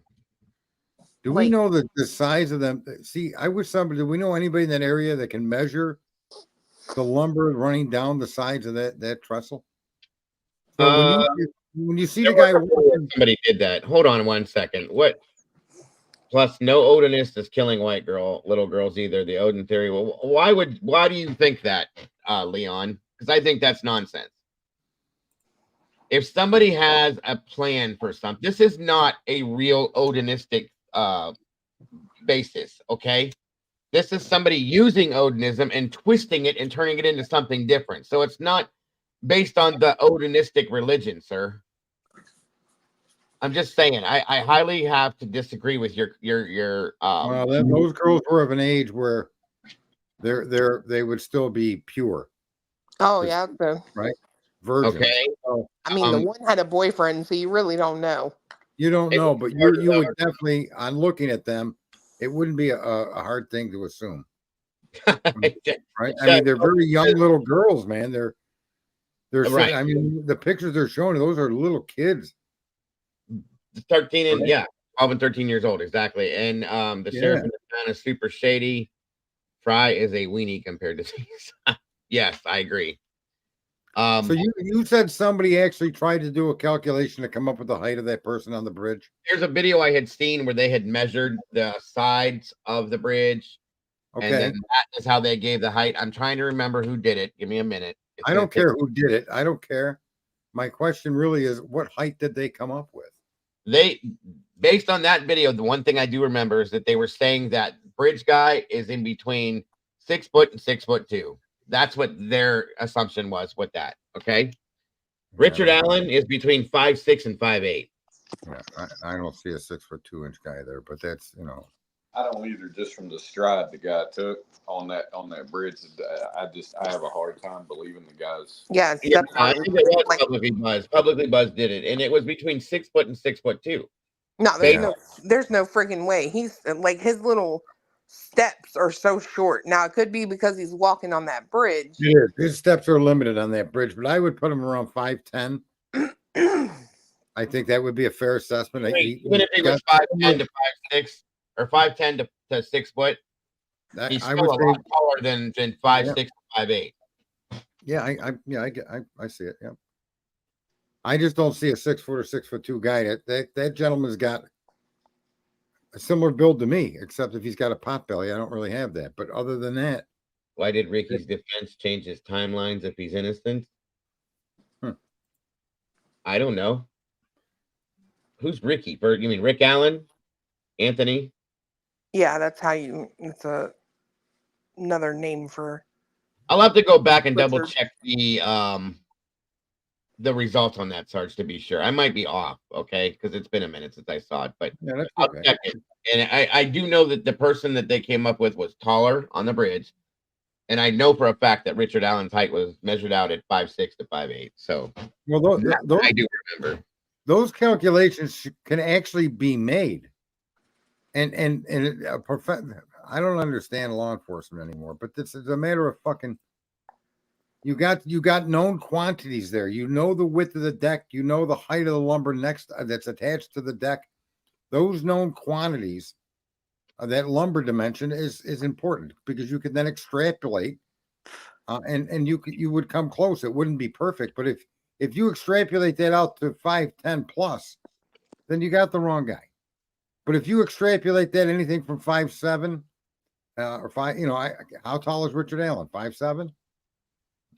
Between 5'6" and 5'8". Okay, so you would have to.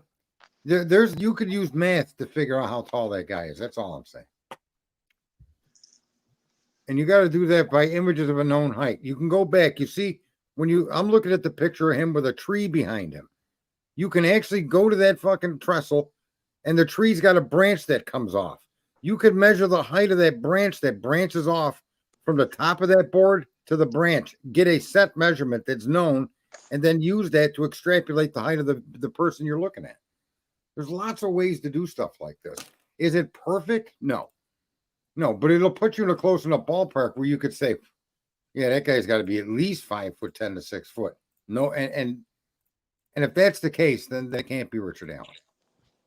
But nobody wants to do math anymore for some damn reason. Hold on a minute here. I'm trying to find something for somebody just asked for it. One chicken. I think this is the correct I had it before, but I might. Yeah, I think this is the right one.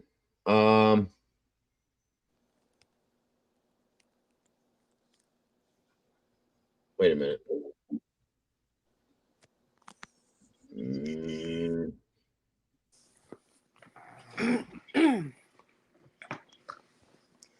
Salty, do me a favor. I'm going to put a picture up. I think you've seen it, but let me know if this looks familiar to you real quick. If you don't mind. So the sister dropped. How old was the sister that dropped her off? 16, I think. Was she alone? Who, the sister? Yeah. Yeah, she was just dropping the girls off where they had to go. But no one was with her. As far as I know, no. Did she see this guy's car there? Not that I know of, no. 17, sorry. Does this look right to you, Salty, as far as Holder Jr.?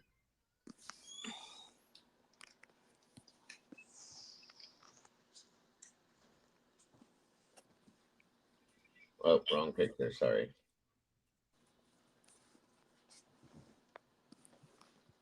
There he is. She dropped them off at a different location. And we don't know when that video was taken on her phone. What time? No, sorry. Are you saying yes to this picture, Salty? So this is if I'm correct, I thought I had the right person. I had to go back and find it. The picture I showed you of the guy, the other guy that I said looked like Bridge Guy to me. And then we had the picture of the younger guy. Remember the sketches? Yeah. Okay. Obviously he's older now, but this is the younger guy sketch. Oh, hold on. Do you see the nose and the hair? Oh, you can't see the hair. Whoa, go back to the other one. Next. That one right there, I know. No. It's the one where he's in a toboggan or something. That one? Yeah. Mm-hmm. Now, can you pull up that one of the... Yep. Hold on. There's other ones of him too, but 1 second.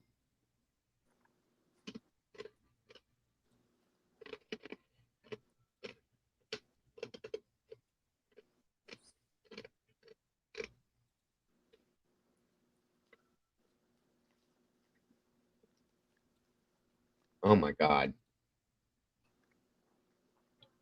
There it is. Can you see it? The fuck is this playing? What'd you say? Hold on. I'm waiting for it to catch up on the TV. Okay. Sorry. I don't know what the hell. Mind you, he was younger then. Yeah. I don't have the know-how to throw those two side by side. I wish I did, but I'll do it. okay. Hold on. Let me see something here. I'm gonna overlay them faces too. That's what I want to do. I'd like to show you. Okay, let me know when I can take this one down. Because there's other pictures of him. I found that he's approximately 5'7". Between 5'6" and 5'8". I kind of thought so. Well, I'm seeing him stand as his mugshot.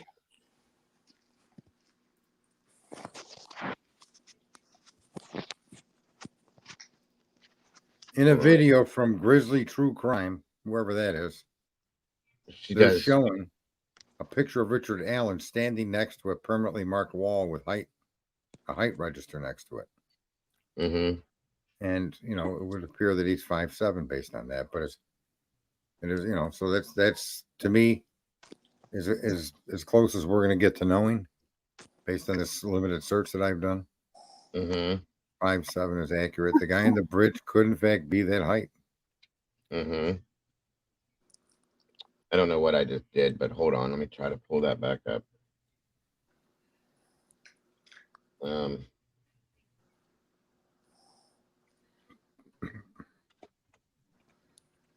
My gosh, what a clean desktop. Right. Okay, here we go. All right, look at this one. Clue. 1 second. Look at that one.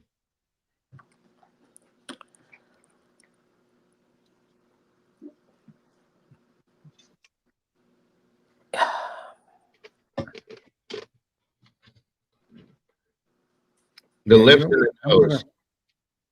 I just almost get the impression the person that Jesus is drawn has like curly hair. Mm-hmm.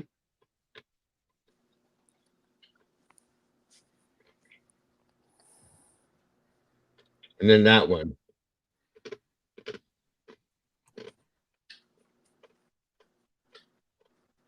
He's got the same round face. The nose to me and the lips are the same. Okay. Where'd that one go? This one here. It just, I don't know. Him and his father both give me that creepy ass, like, that's who I'm looking at in these sketches feeling. I was trying to see if there was that one. It's kind of dark, but still that round face, that nose, those lips. And then no, this guy can't be. The eyebrows, not the one with the goatee, Sarge. The one with the younger guy, but yeah, the other image on it was in the center of it. I remember what the one. Yeah, this one here. Hold on. I don't know what I'm doing. I got so many tabs pulled up right now. I can't even figure out what the hell I am doing. Sorry. 1 second here. That one. Yeah, I know what you're referring to. Yeah. That, and it's just he's younger at that time. That's all. You know what I'm saying? But if you add facial hair to this sketch now, it's the same nose, the same lips, same eyebrows. If you could see the full sketch, it would be easier to see it, in my opinion. I'm just saying.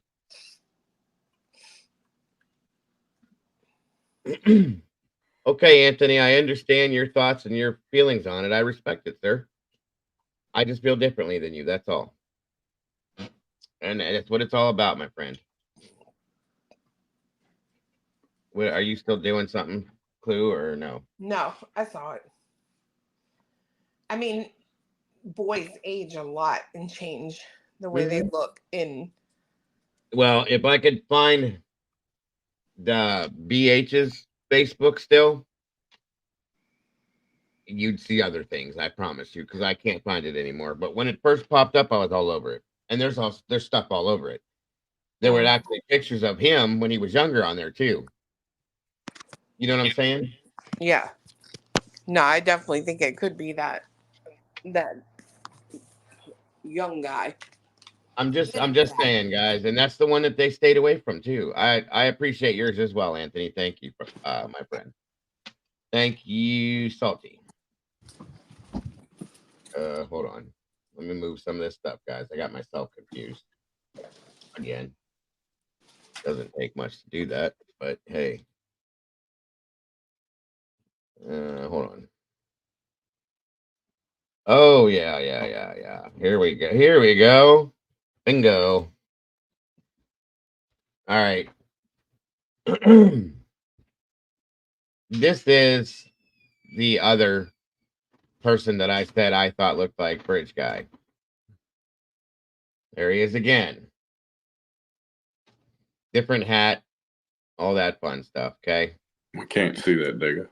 Oh shit! I keep forgetting I'm doing that. Hold on. Ding dong dong. There we go. I get so worked up over this. There you go. There's one of them. Then we have this one. Okay.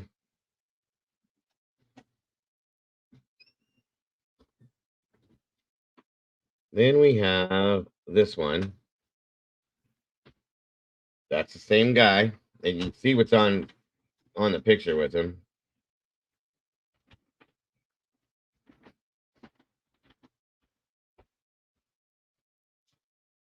Okay. And then this one here is Keegan Klein. This was the other weirdo that they had as a suspect at one time. This guy's a freak, my opinion. He was catfishing one of the girls and knew that they were going to be at the bridge that day. Oh. Not to interrupt, but I gotta get my beauty sleep because tomorrow's my speed date, and you know.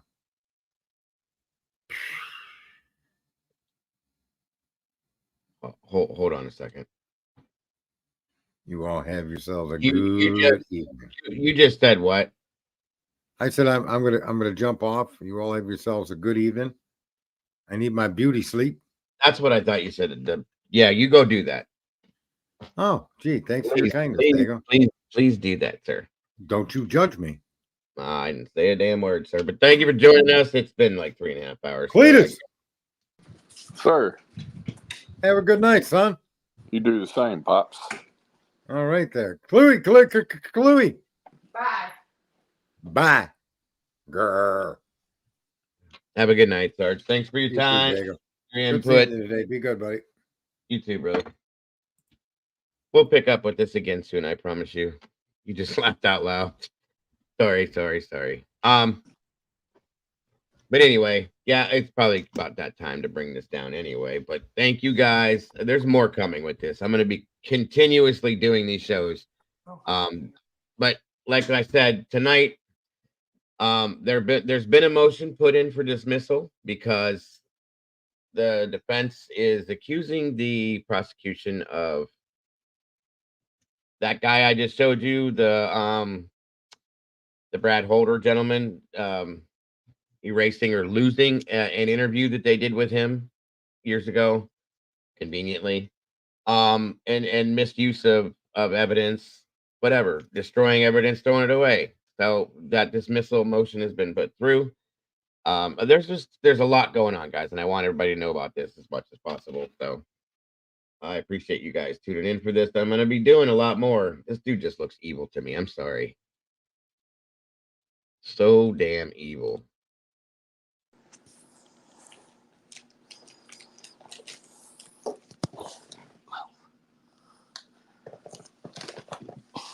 Oh yeah, Logan lied about his alibi. I do agree. There's a lot to this, you guys, too. So either way, trying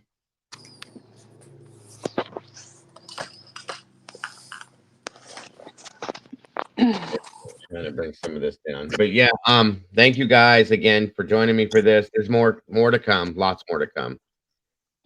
And I want to thank Salty for all her help. I swear to God, you guys, next time I'll have this way more organized. It's been such a struggle for me to get the right documents and have them loaded and organized in my system. So I'm doing my best. I still want to go over the Frank's motion with you guys in a bad way because there's a lot to that. It's pretty out there. And I want you to see that and hear that stuff too. I respect. Can you guys hear me? Yeah. Oh, okay. Somebody said there was no sound. Sorry, Gary. I respect everybody's opinion on this. Okay, I do. Even if it does not match mine. And everybody has the right to their opinions, and I respect that too. Cletus, thank you guys for being up here. I appreciate you guys and your opinions and thoughts on this as well. There's a lot more stuff I want to show you guys, though. I think if you got into this, Clue, you would see the craziness of it all. I mean, you've already seen bits and pieces of it. You know what I'm saying? Yeah. And you're kind of think you've caught up on a lot of it at this point, but it is an insane case. And like I said, even if he did do this, he's not getting a fair shake at this at all. And the fact that the way things have gone down with this, I would almost guess that they were hoping that this guy would pass away before the trial. The way they keep pushing the trial out. He looks like he's dying anyway. You know what I mean? Yeah. So it's crazy all the way around. So I appreciate your guys' looking at this, your thoughts on this, your theories on this, everybody. And I appreciate everybody in chat so very much for this. I just noticed the time and it is late. And like I said, guys, we will be back to this relatively soon, I promise you. So thank you guys for joining us. And don't forget, tomorrow night, it just cracks me up. Auctioning off Sarge. Yes, there's going to be speed. Tomorrow night, we're having a fun time over at Cluminati's to get away from all this crap we've dealt with all week and all the time. Speed dating with Sarge. That should be interesting. And whatever else happens. So make sure you join us over there tomorrow night. You guys will see me sometime tomorrow as well. I hope you guys have an amazing rest of your night. Don't forget to love yourselves, to love each other, and do not change a thing about yourselves because you're all the beautiful people. Grace said, wait, what? Tomorrow night at Clues. I knew Salty was going to say something. Tomorrow night at Clues is speed dating with Sarge. She said, oh my God, no, it's going to be a trip, to be honest with you. It really is. Like, I'm excited. Guys, he's an asshole. He knows he is, but he's actually got a decent, he's got a good heart and he's a decent guy. He just doesn't know how to act sometimes. That's all. It'll be fun, if nothing else. We get to make fun of him. That's always fun. Oh, yeah. Grace said, can we ask what exact year that photo was taken before? I think that was, well, how old was that picture of him, Clue? Do you remember him talking about that? It wasn't like old. No, it's not that long ago. No. I'm trying to think of what he said. It's so funny because when you like see him talking like on the camera, like he looks like he sounds talking, like it matches. You know what I mean? Yeah. I don't think it matches now. When I first saw him, well, I've seen what he looks like now. It's not that much different, other than he's got the Guido slick back hair. He looks like a mafia hitman is what he looks like now. But yeah, he does. When he talks, but I mean, like on that video, right? He looks like. Absolutely. That's weird. Yes, absolutely, Salty. Like I said, there's always a little bit of room to have a little fun. And like I said before, guys, we have to let go sometimes. Friday nights are the best time to do it. We got to let go sometimes of all this crap that we deal with, all this sad, depressing, crazy crap that we deal with, and just relax and have a little bit of fun every now and again. So that's what we're doing. And you can join us all. I mean, are we doing the split stream on it? I don't know. Okay, well, we'll see what happens. Either way, you can join us all over there tomorrow night, and we'll see what goes on tomorrow during the day for me. I will let you guys know. And again, thank you, Clue Included, for joining us up here. Everybody else, have a wonderful night, and I will see you all very soon. Bye. Bye.